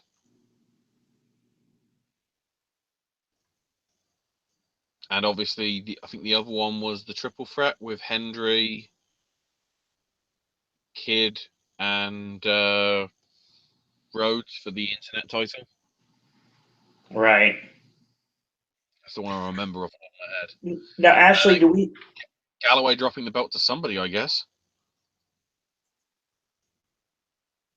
Logically. That's how Hendry finally gets the title. Yeah, but if he's in the other match, it's like, I don't know. Well, here's my question. I do see that we have a list of the competitors, but I don't see actual brackets for the Canadian qualifier of the Pro Wrestling World Cup. That'll be revealed in the coming days. Okay. Which probably means tomorrow, so we're fucked. But, yeah, the Canadian leg of the qualifiers for the Pro Wrestling World Cup. It will be happening May 14th in Toronto. I'm guessing it's going to be part of a double header. Has a show into that same day. It's Smash. It's official. Yeah, but it's not part of the Smash show. That's what I'm saying. Actually, the Smash show is at 4, and it's going to run before in the same venue. Oh, the Smash show is actually the wow. The Smash show is the run-in. Okay, whatever. Doors open at 7 p.m. Show starts at 8 p.m. General admission at 7:30, and tickets are $25. First come, first serve basis for general admission. Will be tournament. Hendry will be there, Martin Kirby and Zack Sabre Jr., among others. But the 8 qualifiers, I completely forgot that a couple of these guys were actually, Canadian. Show. Michael Elgin, Harry Smith, Davey Boy Smith Jr. World of Sport. He's British. No, he's actually Canadian. Rene Dupree. That's a big one. Well, no, it isn't. It's like, why is he here? No, it's a big one because it's Yeah. Tyson Dukes. Heck yeah, Tyson Dukes. Brett Banks, Tarek, Frankie the Mobster. Yes. And I completely, as soon as this name, I was like, he's Canadian? And I was like, yeah, he's Canadian. Kyle O'Reilly's in this fucking tournament. Yes, he is. I mean, if WWE doesn't want him, WCPW should fucking run with it. Kyle's been over to the UK many times before. Hell, he's coming over, I think, in a couple of weeks anyway. So, yeah, I would not be surprised if it was probably Elgin and O'Reilly. Yeah, I'd say so. If it's going to be Elgin and O'Reilly, I want to see Harry Smith and Tyson Dukes. We'll see what the brackets are, because I don't think they've been revealed yet. No, right now I don't see them anywhere, so I have a feeling they're not revealed yet. We'll know them next week for the show, but we won't know them beforehand.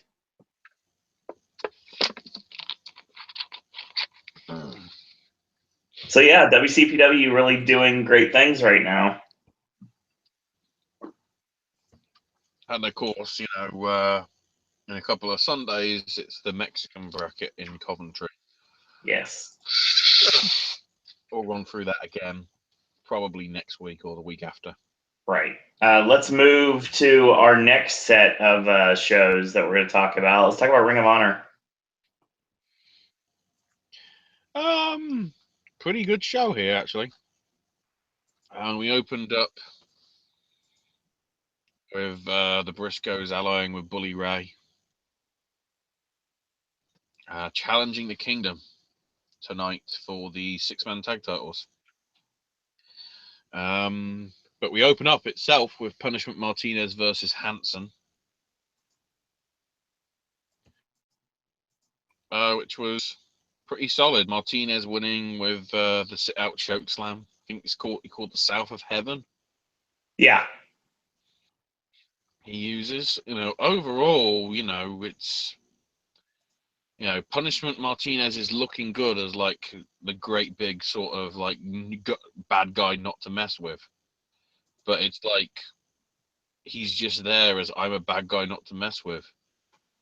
He's like in that respect, I feel that he needs to be in a title picture soon. The only problem is the only title that he should be going for is currently held by a heel, so it ain't gonna work.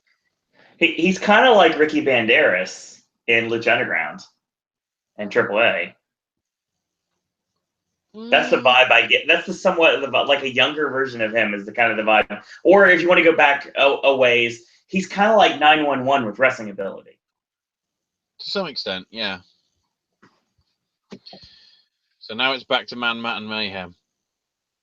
Because it's Kurt Stallion versus John Skyler in the second semi-final of the Top Prospect Tournament.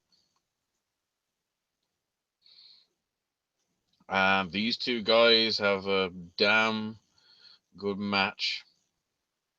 Skyler with a super version of the Southern Salvation to win. So it'll be him versus Josh Woods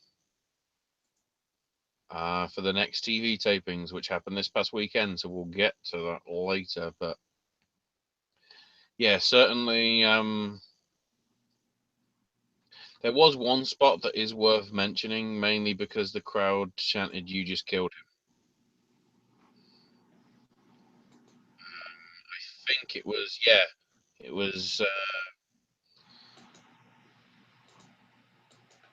Stallion basically trips up Skyler, goes to jackknife him into the Alabama position, but it becomes an Emerald Fusion to a knee. Oh, nice. It was like there was just I approve. There was a load of good spots here. Both of these guys really went and shone that they should belong. Spoilers, none of them That's how it is. Nearly everybody on the internet was going, why the fuck did... Well, this is spoilers for when we talk about the results later on, but it's like, why did Woods win? After everything that people had seen, they were like, he's all right, but the other guys put on like really good matches. And it's not like, it's, 2 years ago, Dijak won because he deserved it. Last year, Leo Rush won because he deserved it. Josh Woods won, and everyone's going, is he sucking off, like, the joke off or something? Is he sucking off Sinclair Broadcasting? That's all people can think about. Then we get an Adam Cole video message for the Bucks because they don't answer his calls or his texts or anything, so it's the only way he can reach them. He regrets what he says, forgive them, Super Click will be together, and things can go back to the way things should be.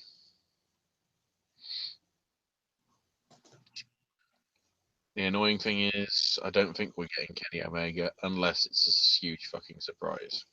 I don't think so now either. Or we are getting it, except it's only Toronto. That's more likely, honestly. Because New Japan is saving Kenny for America. For the parade. Well, I mean, Toronto's coming soon. I mean, it's May 7th, so I mean, No, but New Japan don't want Kenny in America under well, Ring of yeah, Honor.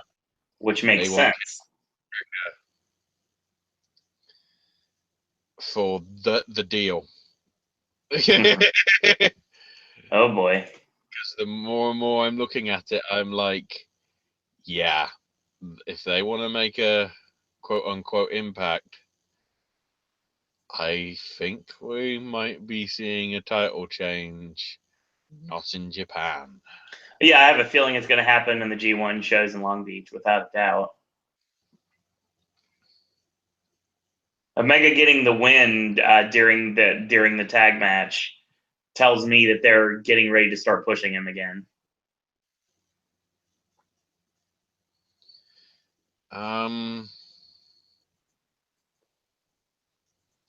So it's the Kingdom taking on Bully Ray and the Briscoes. Turns out the substitute is Silas Young, which was part of a deal, basically, if the Kingdom retain Silas, the Bruiser, and whoever their third person is, will then get a title match against the Kingdom once TK Orion's back. Makes sense. Which doesn't matter because the fucking. Admittedly, we go through 2 commercials here. They do give it quite a bit.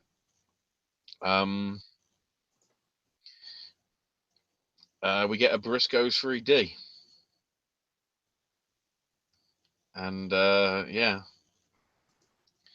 J Mark and Ray are the new 6-man champs. Makes sense.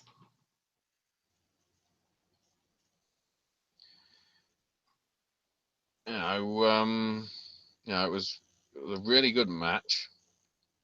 And it's just a shame what's happened with the Kingdom, obviously, with TK's, really bad injury. But they hung. Certainly Taven and Vinny hung with the veterans in the Briscoes and to some extent Silas, I guess, and certainly Bully Ray. So yeah, overall very strong show. It really seems like when they put Bully Ray with the Briscoes, they were setting them up to become the 6-man tag team champions, regardless if what happened to TK Orion didn't happen. Mm-hmm. That just seemed like the direction we were going. Is it worth mentioning main event? Because we never mentioned it again last night either. God. Kept forgetting about. I know why we forgot about it though. Okay. Because we had Drew Gulak and Tony Nese beating Lindsay Dorado and Gran Metalik.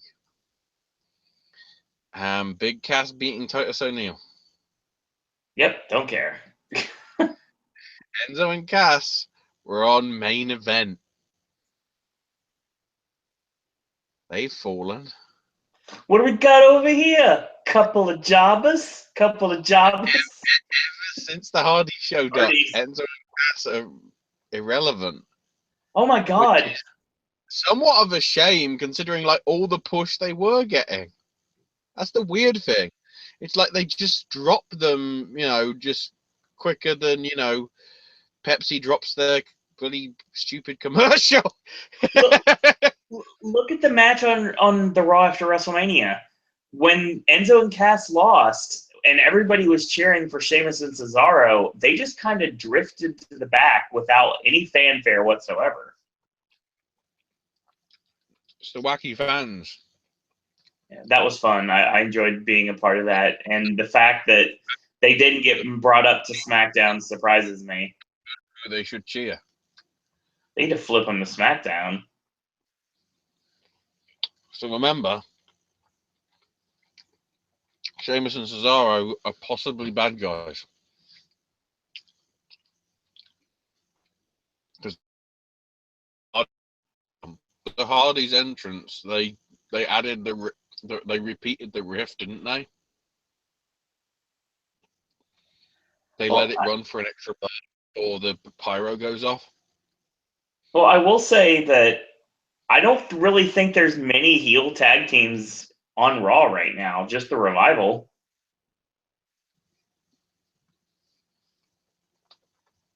Well, club. Revival and the Good Brothers, yeah. That's it. Make sure I'm right on that. I'm looking at the roster. Yeah, because everybody else can be considered babyface or gray area. Tweeners, yeah.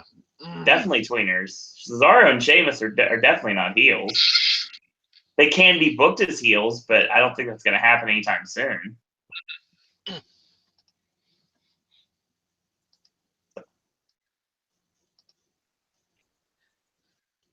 So this moves us on to obviously let's talk about the Ring of Honor tapings actually, because usually I go through this, but I haven't had a chance to look at them yet. Oh, actually, I glanced at them, but that was about it. I shall jump into it. So we were in Baltimore, Maryland for the Charm City Excellence. Dark match, we had Joey Diesel Diageo beat J-Rock with a DVD. That's a Death Valley Driver, by the way, but I might as well call it a DVD. I just refer to it as Spicoli Driver and always have. So.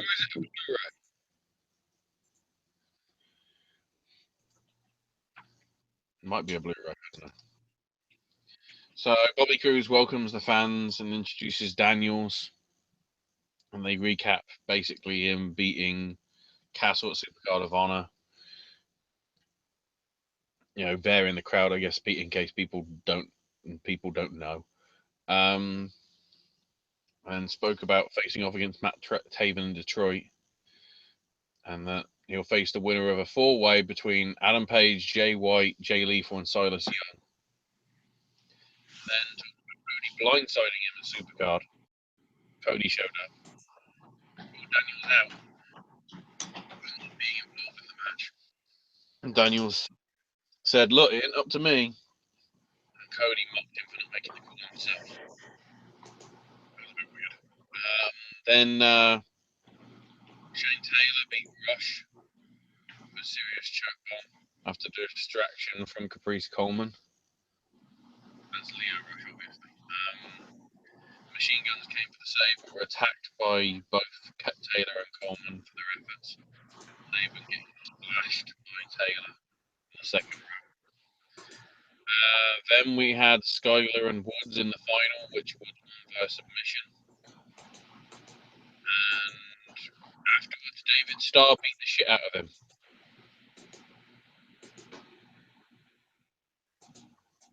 And everyone went, yes!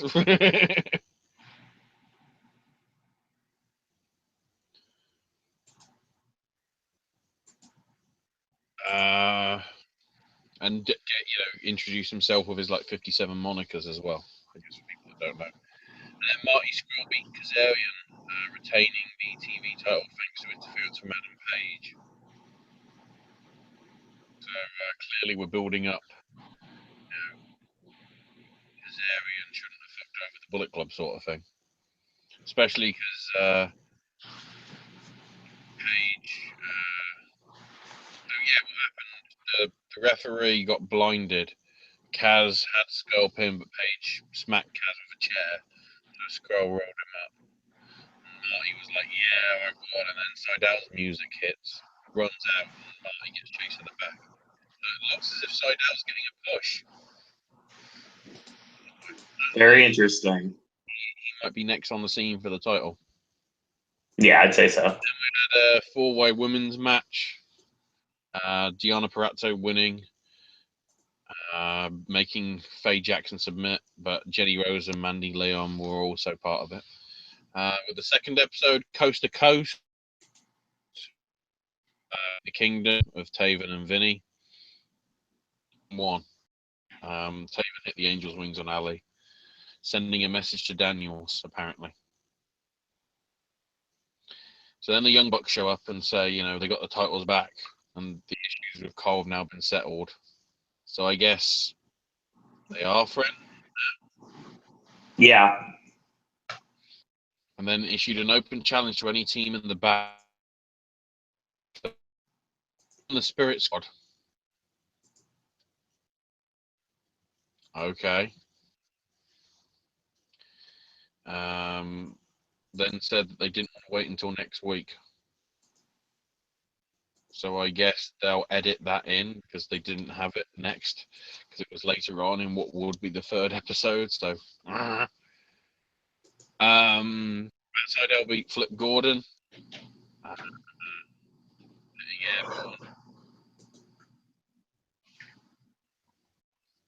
Scroll then tried to lock in the chicken wing, but Seidel got out of it. So I guess that's War of the Worlds, probably. I'd say so. Adam was interviewed by Riccoboni. And during story time with Adam Cole, Adam said everything is now well with the Bullet Club, and next week they'll be taking on Castle and Daniels the following week. And then number one contender match for the title with Silas, Jay Lethal, Jay White, and Adam Page. Jay Lethal won it, hitting the lethal injection on Silas. I don't know whether that means Lethal and Daniels is on the pay-per-view, or whether it's part of the War of the Worlds weekend, or whether it's going to be one of the house shows now and then. I guess this is on TV, wouldn't it? That'd be a weird. That would be a weird pay-per-view main event. It'd be good, but I guess it's face versus face. I guess now. I'd say so. Then in the Women of Honor, Karen Q beat Kelly Klein via count out because Deonna Purrazzo caused a distraction.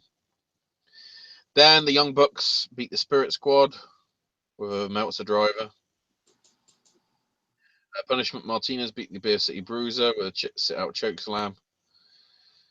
Then Cole and Cody beat Dalton and Daniels by a pinfall after Cody hit Crossroad on Daniels. Cole then left Cody. Cole left Cody after Rhodes accidentally hit Adam with a disaster kick, but then came in for a last shot on Daniels. The Bucks then came out, and the Bullet Club celebrating Lethal then came out. He and Daniels had fun. Cody attacked them both. Then Lethal recovered, took out both of them with a lethal injection. So I guess triple threat? Sounds like it. Oh, that makes the most sense now. And for some reason, there'll only be 2 matches on the 4th episode, which I don't think will be the case. Search and Destroy of Sabin and Gresham beat Cheeseburger and Will Ferreira when Gresham locked on his octopus hold on Cheeseburger. Also, it's worth noting that Cheeseburger accidentally hit Will with a shote, and Will walked off after the loss. So, is that team under breaking point? Oh no! And we had Silas Young beat Bobby Fish using his knee brace to bash Fish in the head while Beer City Bruiser distracted the ref.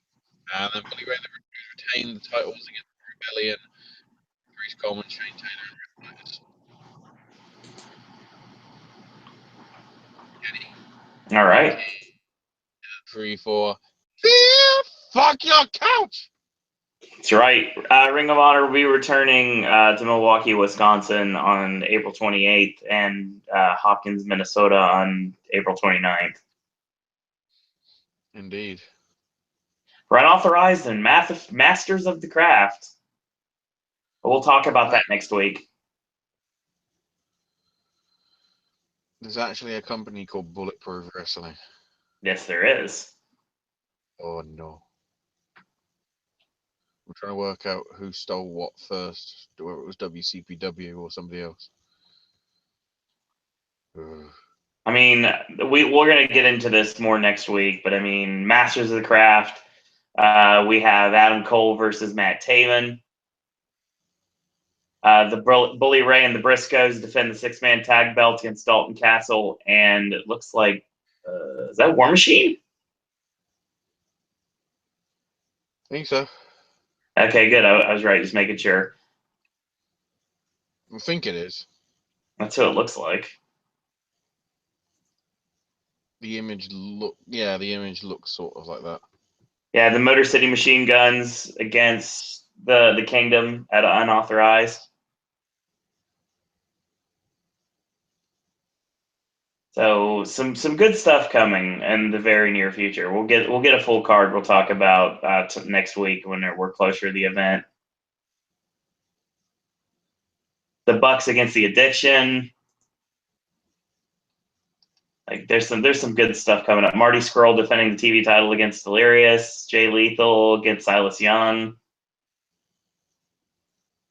Yeah, we'll get more into this next week when it's closer to the event, but definitely wanted to bring it up. Another thing that's been going on that's been big and big news is going on with New Japan Pro Wrestling. So, Ashley, what's going on? Well, quite a bit. Yes, indeed. We're building the fuck out of everything. So Sakura Genesis, unsurprisingly, the opener, the pre-show match. Finley and the veterans of Liger and Nakanishi beat the young boys of Kawato, Oka, and Kitamura. Kitamura getting hit with a Prima Nocta. Then, with the main card, Bullet Club win with Tamatonga hitting the Gunstone on Tiger Mask 4. So in case you're wondering, that was Macabena got Tiger Mask W and Tiger Mask 4, losing to Tonga, Tangaloa, Yujiro, and Chase Owens. Yujiro had a fucking bitch again as well, as always. He's a Tokyo pimp for a reason. Then Yoshihashi Rokumo Beretta beat Suzuki Gun of Suzuki, El Desperado, and Taka. Hashi hitting the Karma on Michinoku, or Taka Michinoku. Then the junior titles, or junior tag titles, I should say. Suzuki Gun retain. Kanemaru and Taichi beat Yado and Gedo. Then Romero and Beretta step forward to make the challenge. So the former champs want the belts. We'll see what happens. Kenny Omega and Bad Luck Fale beat Ishii and Yano, hitting Ishii with the Katayoku non Teishi. Sorry, Katayoku non Tenshi. Damn cursor was in the way. Then, in a big upset, arguably, Tanahashi, Robinson, Taguchi, and Ricochet beat Naito, Sonata, Evil, and Bushi. The reason why I say upset, Robinson pinned Naito with a pop friction. I'm telling you, I've been saying this for a long time, Ashley. I really think they're pushing Robinson for a title reign.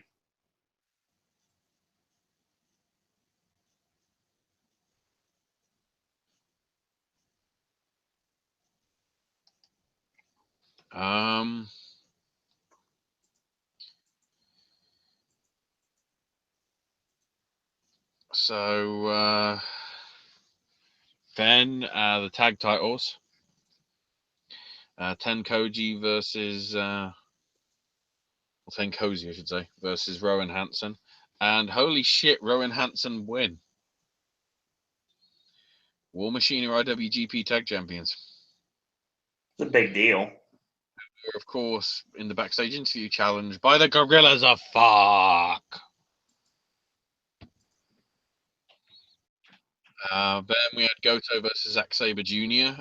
Goto retained with the GTR. Then Goto and Suzuki got into a massive fight afterwards. So I guess that might be a thing. I can't even remember the cards that are coming up. We'll get to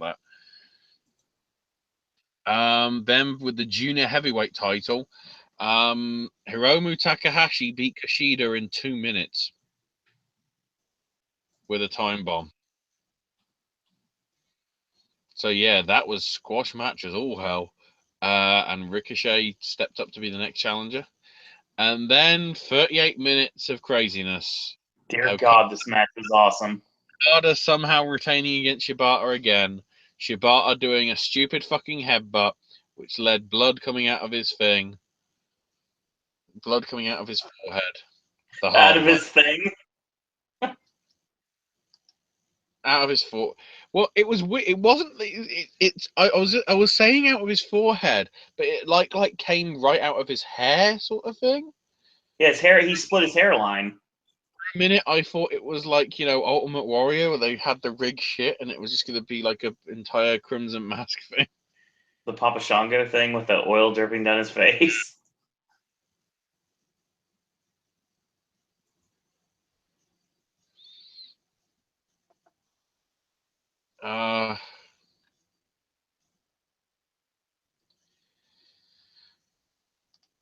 And then afterwards, Farley beat the shit out of Okada. It's like, God damn it, they're pushing him again.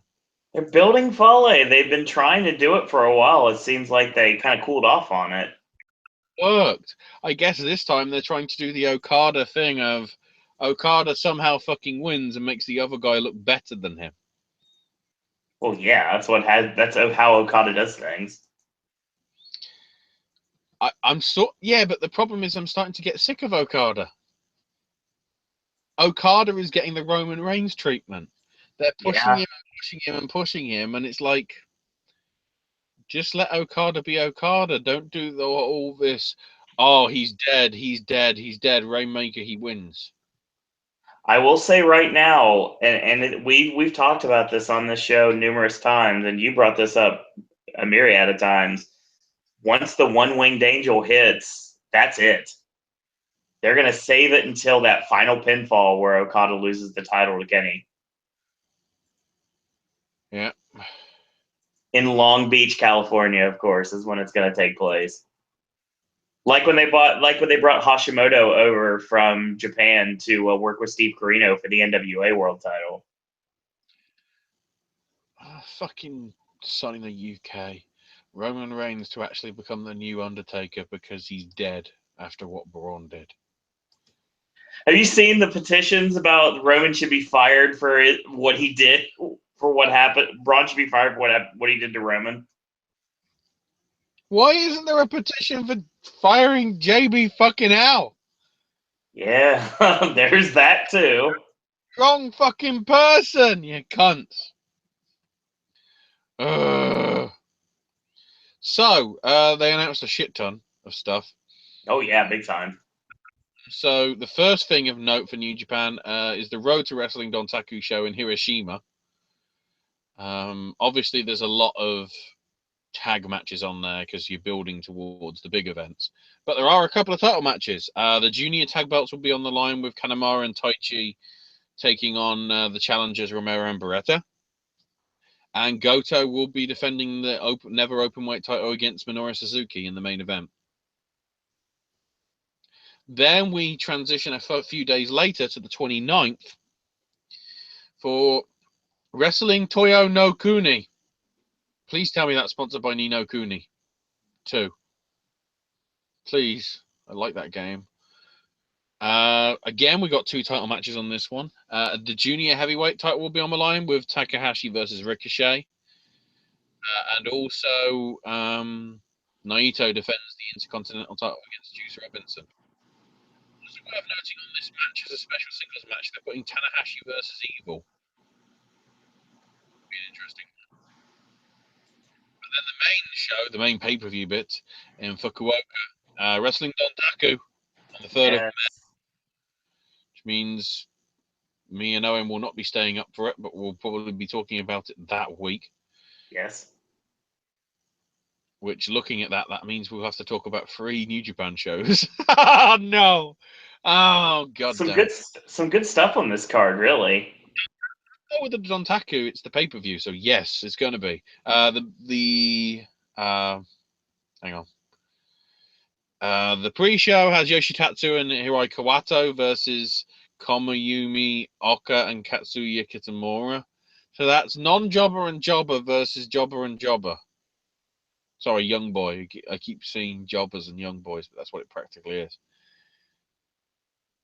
God, I hope Yoshitatsu loses. Also worth noting, fucking, what did they call him? Captain New Japan? Yeah, Captain New Japan. It seems to not have been re-signed. Bone Soldier, you mean? Yeah. Some good tag matches on the show too, really. Yeah, so we got Yoshihashi teaming up with Will Ospreay versus Yujiro and Chase Owens. Yep. Makabe and Tiger Mask W and 4, because reasons. Take on Nagata, Nakanishi, and Liger. Then we've got Clusterfuck 5-on-5. Goto, Yano, Yado, Romero, and Beretta take on Suzuki, Takashi. Oh, that fucker's. Oh, fuck. Oh, no. Iizuka's back.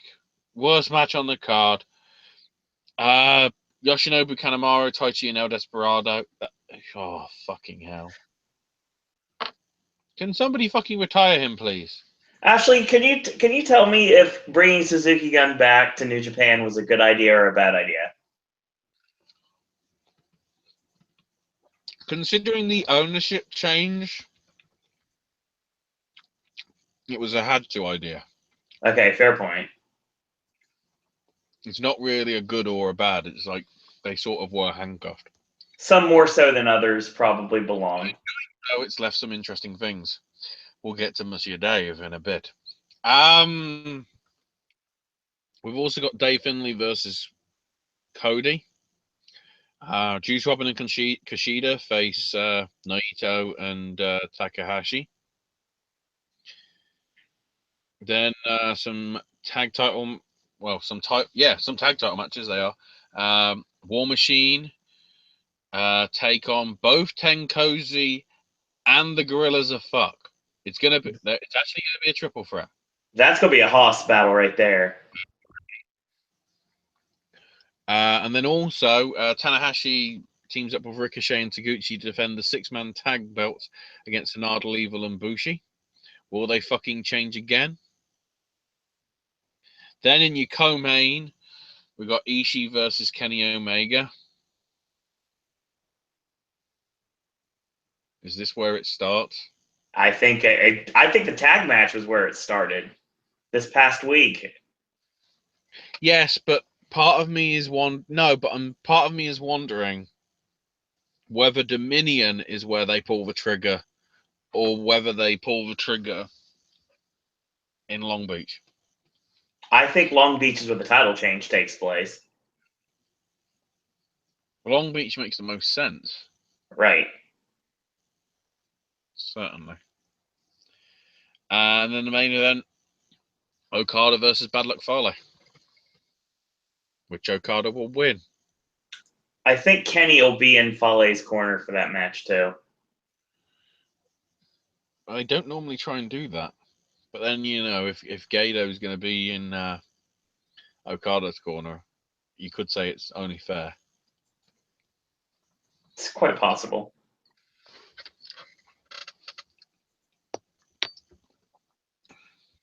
So that's what's going on with New Japan Pro Wrestling. So much great things going on. Obviously, that concludes just focusing on certain topics. Now we're going to talk about everything else in general, like the indies, everything else in this last segment on this show. Okay. And I'm sorry about not having better notes. I'll be more prepared next week. Too busy, seeing bloody Ludacris go, oh damn! They got a tank. Yes, they do. Later in the movie, oh damn! And then again in the movie, oh damn! He does not do that, and that's 3 times in the movie. He's like the fucking Fast and Furious version of Percy Watson. Oh yeah! Like fucking hell. So before I get to the Dave stuff, what did I fucking say last night? They made a mistake. Should have put a ring on it. Renee posted on Twitter, marriage is nice, thanks for all the love. They got fucking married! Some point.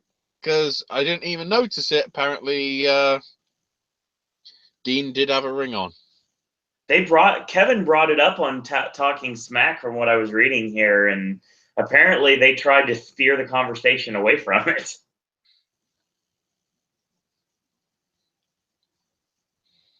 Seemingly.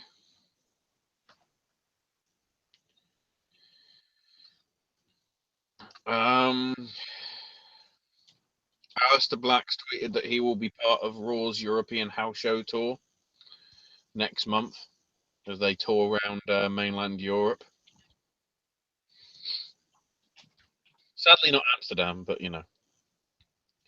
WWE is following in a copyright infringement claim, alleging that BitTorrent distributed Eliminators illegally.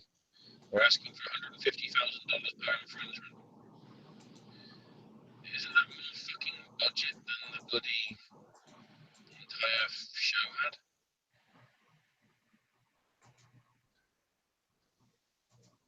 We'll see. God damn it. And also, WWE will be releasing a 3-disc DVD later this year, Kurt Angle The Essential Collection, featuring lots of his classic matches with the usual suspects of like Triple H and Shawn Michaels and Edge and Cena and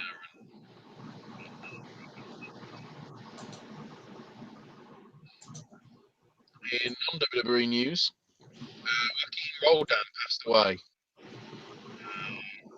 this week at the age of 63. Basically, he's been in charge of Triple H for quite a number of years since Antonio Pena died. It's worth noting that Roldan was the husband of Maricela Pena, the sister of Antonio, who inherited the promotion. And the idea was that Roldan and his son Dorian were going to head the promotion. And he was also the babyface authority. You know, he was also involved with Lucha Underground doing some of the stuff. So I guess that might explain why Dorian is now being a bastard. Although people do wonder if it was done on purpose, because they put Pena in very soon before he died unexpectedly of, I think it was cancer, and I believe Roldan's also died of cancer. And again, last year at Triple Mania, he was put in the Hall of Fame, and a lot of people went, "Why the fuck is he in? What's he done?" You know, he's basically married into the business, sort of thing. But perhaps, you know, there's method behind the madness now, given that, you know, less than a year later, because obviously Triple Mania is normally August, he did. Hopefully Dorian doesn't fuck it up. Sad thing is, he already is, so, you know, too bad. You know, I don't wish, like, ill and whatever on him, but it's sort of, his son's not doing a good job. You know, with all the problems that we've been hearing from. Mark Haskins will face Mark Andrews in number one contenders match next week for Progress, with the winner getting a shot at Pete Dunne's title at some point. AIW's JT Lightning Invitational tournament. We've got our first competitor in it, and it's Kofi Lawler. So I guess this could be a permanent thing. Ethan Page is having a last man standing match with Darby Allin next week as part of the Evolve doubleheader. Noting that Ricochet is going to be off the shows this weekend. The injury that he suffered over the WrestleMania week. Was it one of the other shows? Who knows? He was going to be part of the Rev Pro show, which we'll talk about in a bit, as well as the over the top Scrapomania free show in Belfast. And he's being replaced in both matches by Leo Rush, teaming up with Ryan Hall and Shane Strickland. Will Ospreay. Base. Young Kenny Omega. Literally on both cards. Oh, I see. Ospreay isn't in the Rev Pro show. Ospreay's placed. That's what I was getting confused. It's a six-man tag in which 5 of the 6 are the same people. Noting last week while we were doing the show, the Crash was having a show in Mexico, which apparently really didn't do well because it was Mexico. Doing a show in Mexico City is different to Tijuana. It's a different fan base. So it didn't really work. The major problem is DJ Z got badly injured. His colon ruptured and he had internal bleeding. Basically, he took a 450 in a match that featured also August Laredo Kid, Mr. 450, Septimo Dragon, and Ultimo Ninja, and couldn't continue. Surgery, that's worth noting on the show. Sexy Star may have been injured and got took out of a title match. That might have been a way for him to drop the title without doing a job. The awkward thing was, Borash was at the Crash show, along with a rep from Noah, and they were all talking about together. Remember, of course, Impact and Borash are also in a partnership with AAA. How do they feel about this? And another. Sanjay Dutt signed a deal with Impact, considering his dealings with Jeff Jarrett as a surprise. And also, Jonathan Gresham signed a contract with Ring of Honor. So he'll be back permanently down the road. In terms of the Dave stuff from last week that we never got to because of going late, apparently nobody was allowed in Camping World Stadium.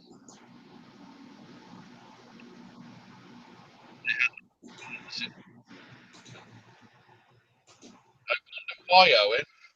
You are cutting out really bad actually right now. Am I? Fuck. Yeah. The fuck. Yeah, Camping World Stadium didn't want to get mentioned. Yeah, I noticed that. Vince was like, call it Citrus Bowl. You don't give no fucks. Pretty much. Tamaki Honma finally was transported from a hospital in Okinawa to Osaka a few weeks back, underwent neck surgery on the 27th of March for the injuries suffered in the DDT a few weeks earlier. The surgery was reported as being successful. He started rehab. He's still in a wheelchair, but he's now able to raise and lower his knees. But wants to do everything in his power to wrestle again. But that's probably going to take a pretty hefty while, if you will.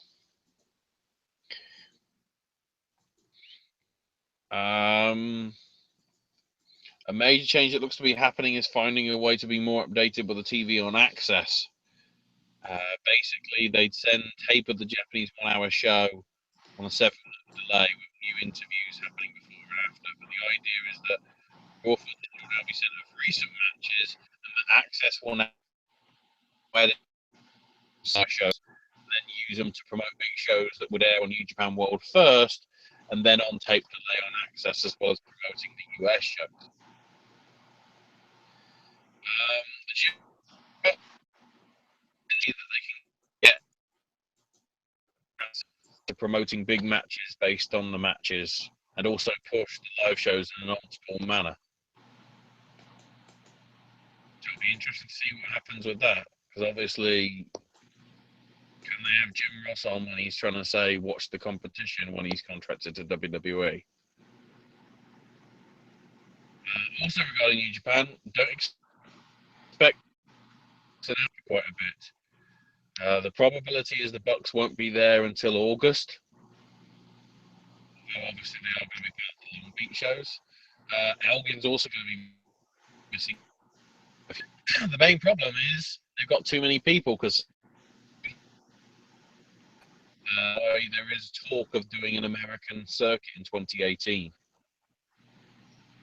Having some of the Japanese young boys go over to get New Japan, US wing sort of thing, if you will.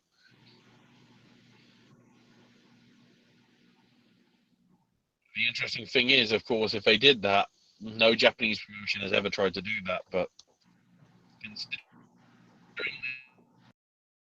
the form might be doing them better. Taven can get a bigger role in Ring of Honor because he's been doing well main eventing the CMLL shows in Arena Mexico. TNA's inked a new deal in Canada to air the show at the same time as on the Fight Network. So I guess it's just a second station that it's on. Nikki Bella's not retired, but is healing up from her neck. Because, yeah, basically she injured again from what were allowed to travel since the drugs convictions and everything. Hardy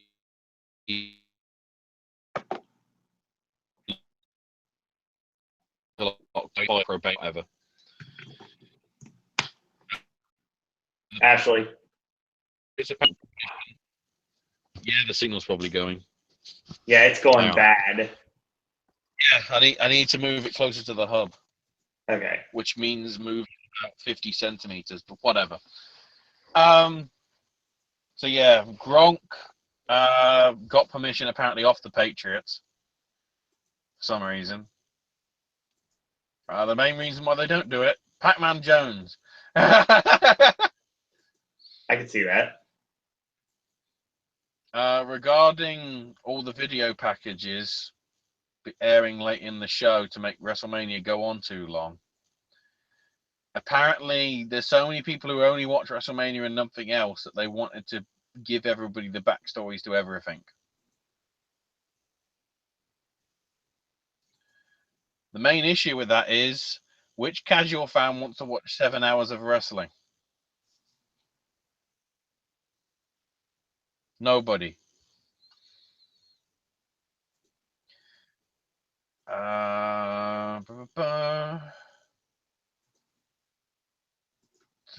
Let's see if there's anything else.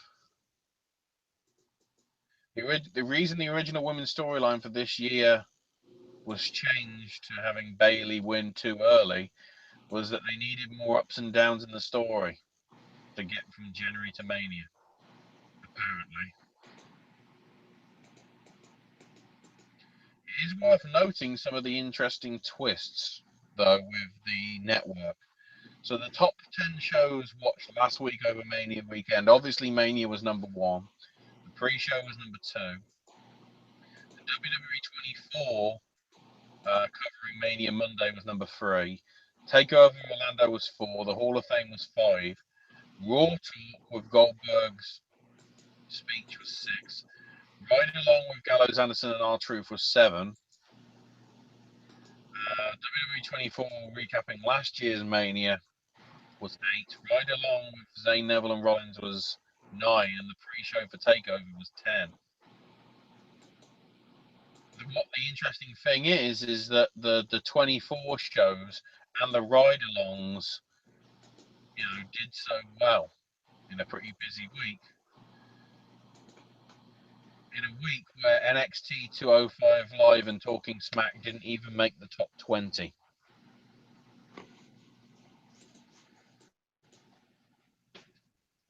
Kind of crazy.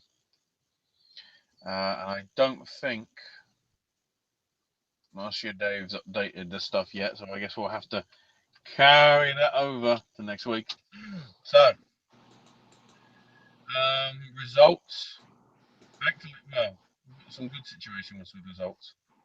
As in, some of them I don't have, because they don't seem to exist on the internet.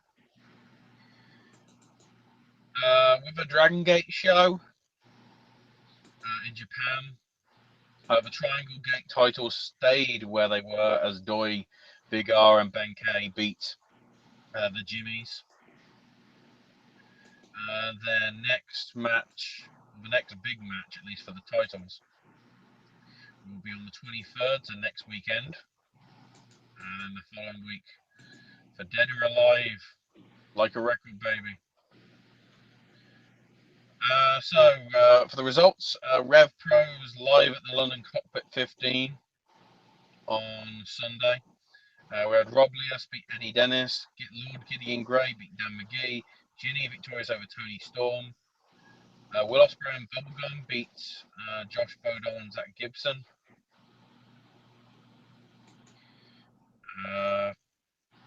Martin Stone beat Luke Phoenix. Then Stone challenged Sami Callihan to a match at the Epic Encounters show, which is the one which we'll talk about in a minute.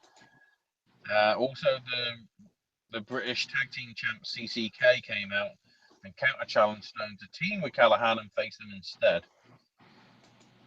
Spoilers, both are happening.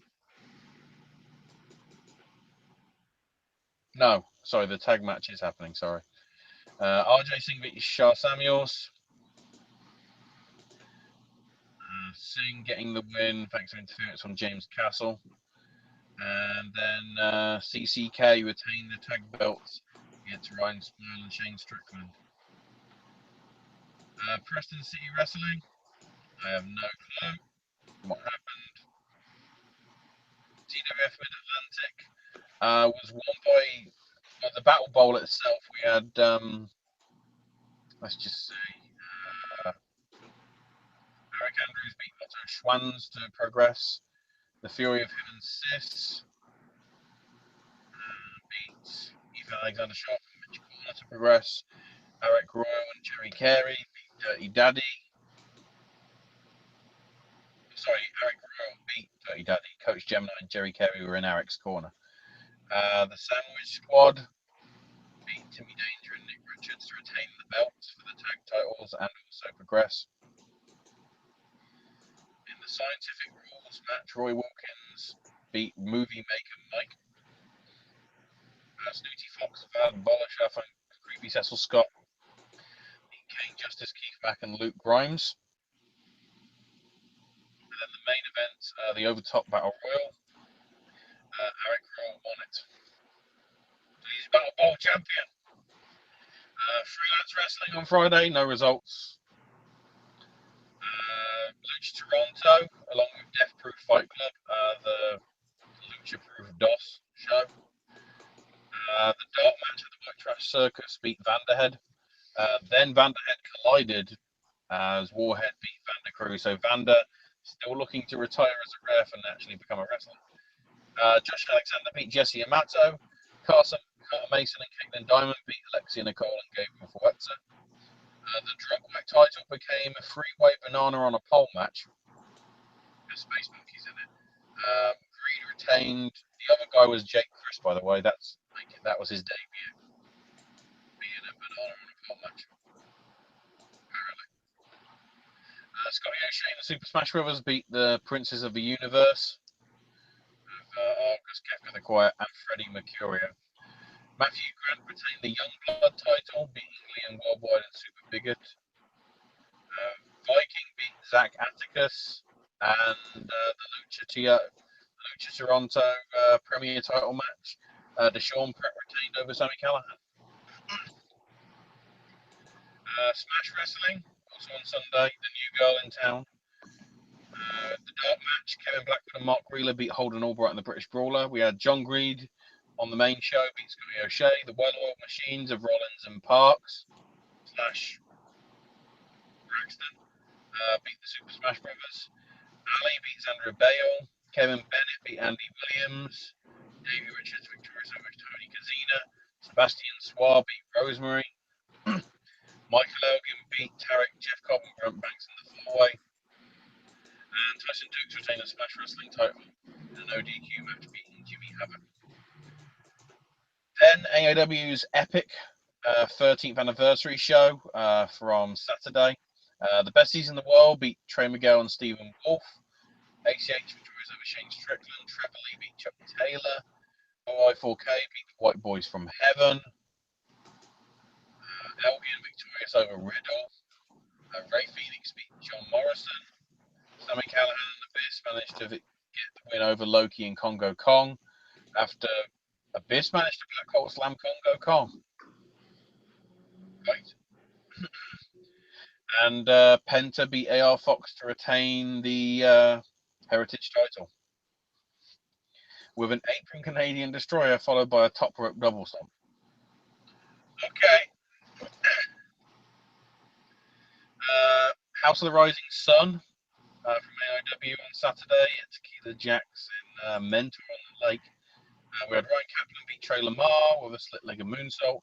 Colby beat Derek Direction with a bicycle knee strike. The Duke victorious over Kurt Huntz. Have to be careful how you pronounce that. The Duke driver. Eric Bryan and Bobby Beverly victorious over Daniel C. Rockingham. Brian Carson after a pop-up knee strike. Kobe Dallas retained the Alpha Male title. Beating Shane Staber. Garrison King victorious over Frankie Flynn, Jonathan Wolf, and Malcolm Monroe III. PV Smooth beat the returning Matt Justice. Weird World beat Philly Collins and Marino Tenaglia. Dominic Carini beat Jimmy Ray from a triangle choke, so Carini's even more on the right. And Alex Daniels retained the Intense title, beating Space Monkey with a brainbuster into the turnbuckle. Brainbuster! CZW's decisions from Saturday. During the show, Macro Jacob Feinstein and Maria Manic came out, noting how the Wired title was in California and not on a CZW show, and called out the triple chin DJ Hyde for a title shot.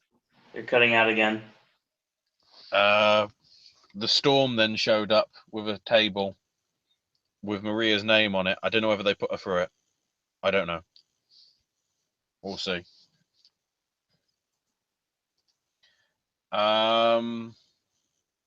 The weird thing is, the opening match was the CCW title match. Okay. Joe Gacy retained over Leo Rush. Although the match was restarted after the first official was knocked out by Gacy. I guess by accident, I'm not sure. Greg Excellent beat Alexander James. Tony Deppen victorious over Ricky Shane Page. Scorpio Sky retained the United TV title over David Starr. Joey Janela beat Nick Webb. Drew Blood beat Danny Havoc in the Pit of Thumbtacks match. In the Cataclysm of Barbed Wire match, it was Matt Tremont beating Cannonball. And in the four-way TLC match, Scarlett and Graves retained, beating Hit Squad the Boys and the YFBO. Interesting, Monster Mac had to team with Kyle the Beast. So I guess Math must have been injured or missing and whatever. This weekend, not to say that British wrestling is the only thing that's important. So the thing is, a lot of these shows they are sold out. So not worth giving you any sort of details as to where to go for tickets. So RevPro's show tomorrow/today, I guess. Yeah, it would be today now. In Bethnal Green at the York Hall. The Epic Encounter 2017. This is basically sort of the New Japan guys getting a chance to shine, if you will. The show, I believe, will be up by Saturday, if you do want to watch it. Looks like a very good card as well. We've got an ODQ match with James Castle versus Shar Samuels. The British tag titles on the line with Travis Banks and Chris Brooks defending against Sami Callihan and Martin Stone. Hiroki Goto one-on-one with Zach Gibson. Jay White faces Angelico. Hiromu Takahashi versus Marty Scurll. Josh Bodom, the interim Cruiserweight champion, takes on Ospreay, the official Cruiserweight champion, to determine the undisputed champ. The one I mentioned earlier, the Elite versus Leo Rush, Shane Strickland, and Ryan Smile. And the main event for the British Heavyweight title, Zack Sabre Jr. versus Kushida. That should be fun. RevPro are also having a show on Saturday at the Buckland Community Centre in Portsmouth.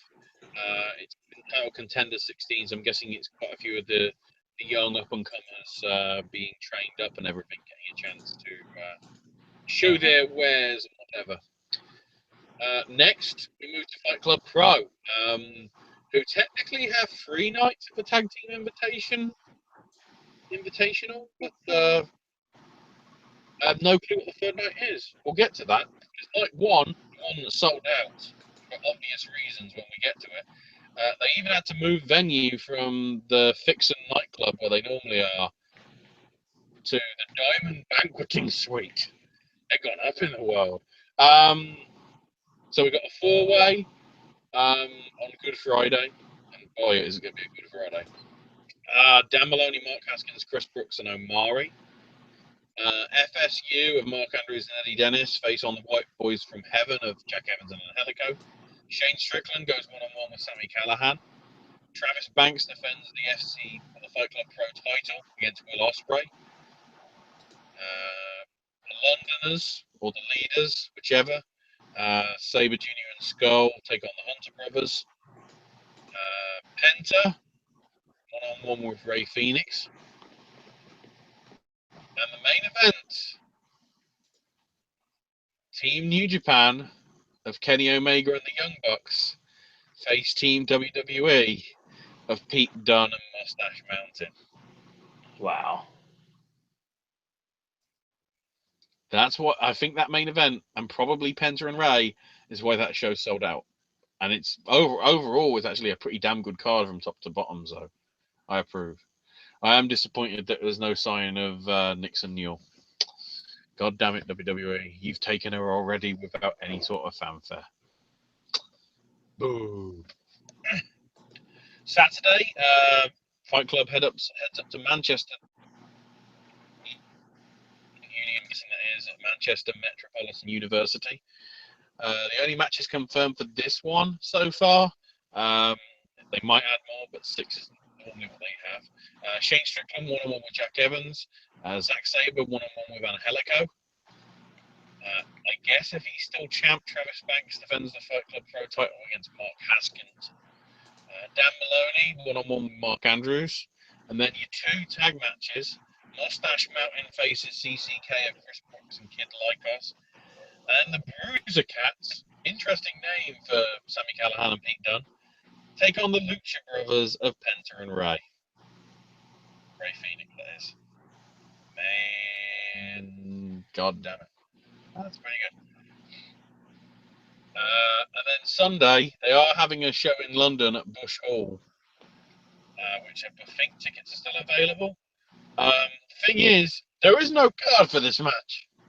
All I can tell you is the stars that are confirmed to be part of it are Penta and Ray Phoenix, Sami Callihan, Mustache Mountain, Travis Banks, Zack Sabre Jr., Pete Dunne, Chris Brooks, Marty Skull, Shane Strickland, FSU of Eddie Dennis and Mark Andrews, Mark Haskins, Dan Maloney, and Will Ospreay.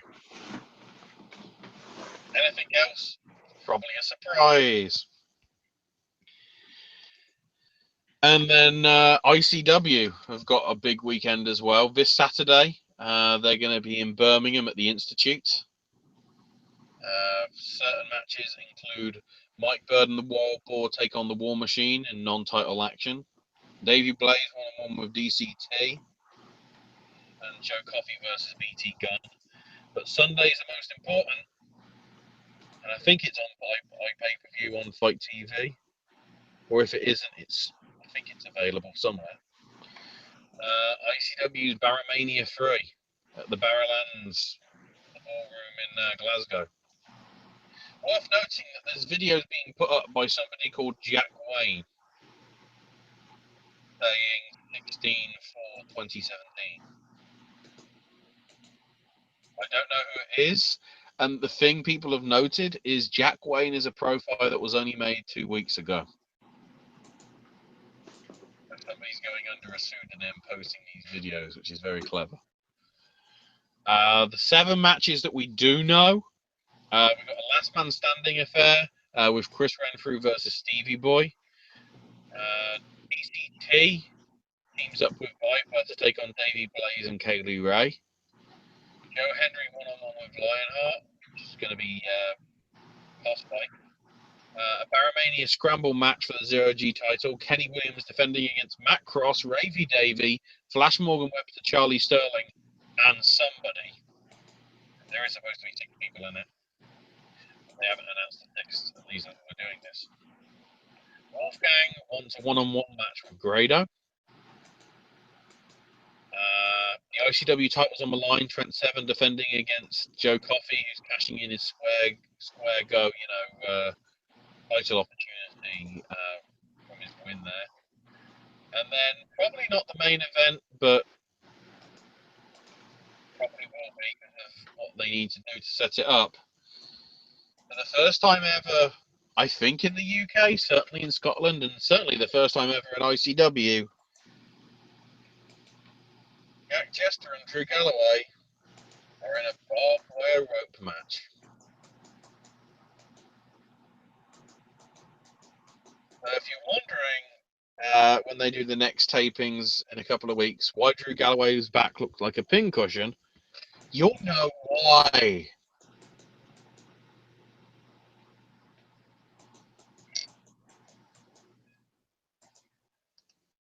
And it's worth noting as well. If you are going to the Barrowlands, I think there are still some tickets available. Certainly go to ICW social media for details. They're teaming up with some of the local charities and whatever for a food drive. Now, if you've got food items or toiletries, bring them down to the venue and they'll be picking them up. The food bank or whatever. The homeless centre there. So that's a nice little touch. Like Toys for Tots, except it's not toys and it's not for kids. It's like food for everybody to really make people's life a little bit better. Okay, there might be some stuff in the daily update that's just come up from F4W, so I'll have a quick look at that. Oh, that's interesting. The story between Ronaldo and JBL is getting more media attention. New York Post running a story on how long WWE can ignore it. Brandon Howard of Fightful talking about compiling an oral history of JBL and hazing. The Dayton Daily News wrote about Coachman stopping his segment and made complaints against all the coverage. And also there was a Deadspin article talking about it.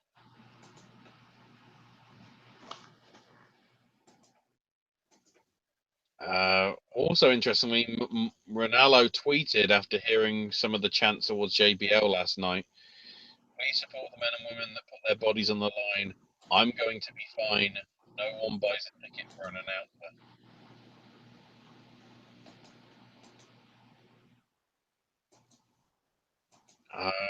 Lana said that she felt violated by TSA agents in Boston this week, apparently. Not good. The Hardys will be on the road at Raw house shows this weekend. So I think, wasn't it their last commitment this past week? They're just gone, I think. I thought there was a couple more left, but maybe not. Oh my God. Braun commented on this petition. Do you want to know what he said? I do what I want when I want, and your stupid petition won't change that. Hashtag no one is safe. Hashtag everyone will fall. Hashtag your tears hydrate me. That's great. Yes. Bro, it's brilliant. He's an idiot, but just by standing up to other idiots, to me, he's now a fucking legend. Right. Progress Wrestling have announced that the main event of their show next week will be a 6-man with British Strong Style taking on Axel Dieter Jr., Walter, and Timothy Thatcher. With both the Progress titles, both Dunn's Progress World title and Mustache Mountain's tag titles on the line. Whoever gets pinned loses. Unless, of course, they get the pin, which they don't lose, so whatever. The Pontchartrain Convention Center is going to be hosting WWN's WrestleMania stuff next year. 13 miles away from the Superdome. They're not that close this time, I guess, then. It's also worth noting that Evolve show in Chicago on May the 20th has now moved to 2:30. You will be able to go to both Evolve and NXT, I'm guessing. Oh, and apparently, that's sad. Lisa Marie Veron's Squared Circle restaurant has had to shut. That's a shame.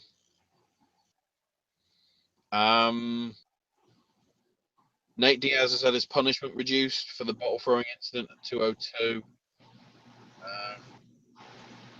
Got reduced from $50,000 to $15,000 and 15 hours of community service instead of 50. Also, Mike Goldberg tweeted about his friendship with Anthony Rumble Johnson. I actually forgot to mention that because Johnson actually gave him a shout out when he retired.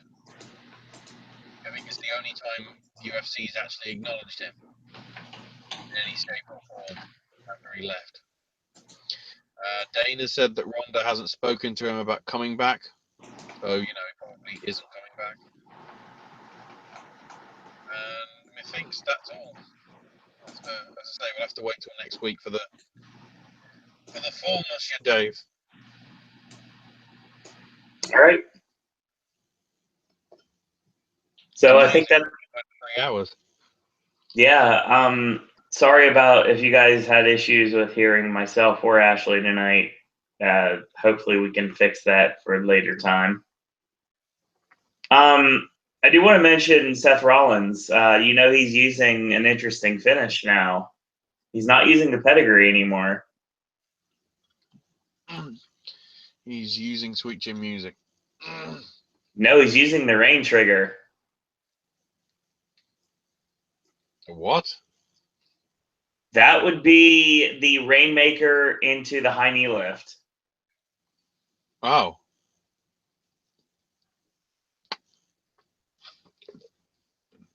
Okay.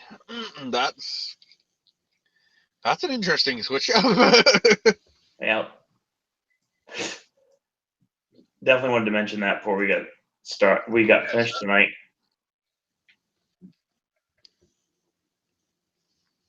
Thanks to everyone being in chat tonight. We had some fun. Obviously, it's a Wednesday night. We do appreciate that you're taking the time out of your busy schedule to join us. And whether you're live or an archive, it's very appreciated all the time. Ashley, where can we find you on social media? I am on Twitter at AshIsMyNameUK, and a Gaming with Ash video will be coming up Saturday. It might be a combination of things, I think. I want to give my take on the whole stupid G2A Gearbox stuff. Plus, a game that got announced, I think, 8 years ago, might finally fucking exist. Oh, wow. Of Japan. God almighty. It was a game where it was like, for at least 5 years. Well, it can't be 5 years because I've only compiled the list for about 3. For at least 5 years from when it was announced at E3, there was a game on Nintendo DS that was supposed to be coming due to the success of another game in the series. I think it's been out in Japan for ages and ages and ages. Never came over here, despite the fact it's one of the best-selling games for that console. I'm leaving it vague because you'll need to think about it. It's like the Chinese democracy of video games.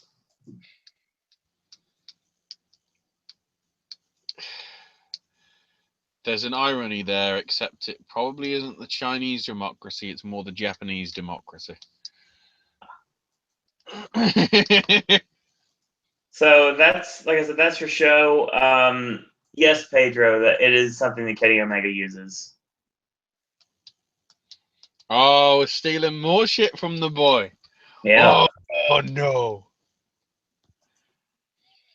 Boo. So once again, shout out Aiden Quinn, Jeremy Mills, Pedro, Logan, Acer. Or as I call them, the white boys from heaven. Indeed. Quick programming note. Tomorrow is Sip and Snack returns. Did a Sip and Snack at SeaWorld at the annual pass holder lounge whenever there was Scott the other day. And sure enough, that video is coming up. There's some specialty beverages in the Coke Freestyle machine. That's going up tomorrow. Please tell me there are some sort of special beverages for, you know.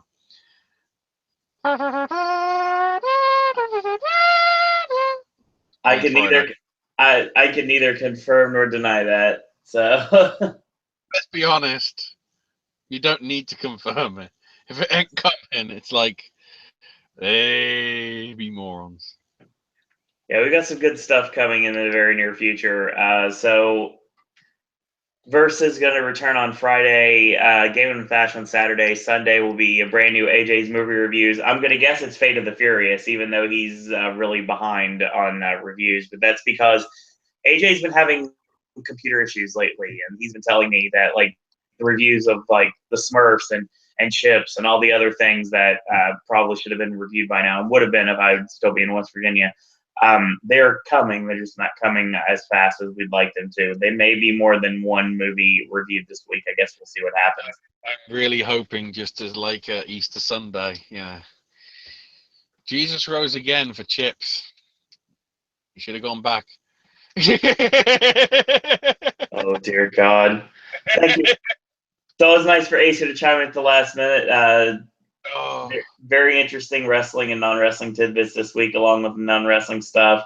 Talking about the Stanley Cup playoffs are going on right now, apparently. Okay.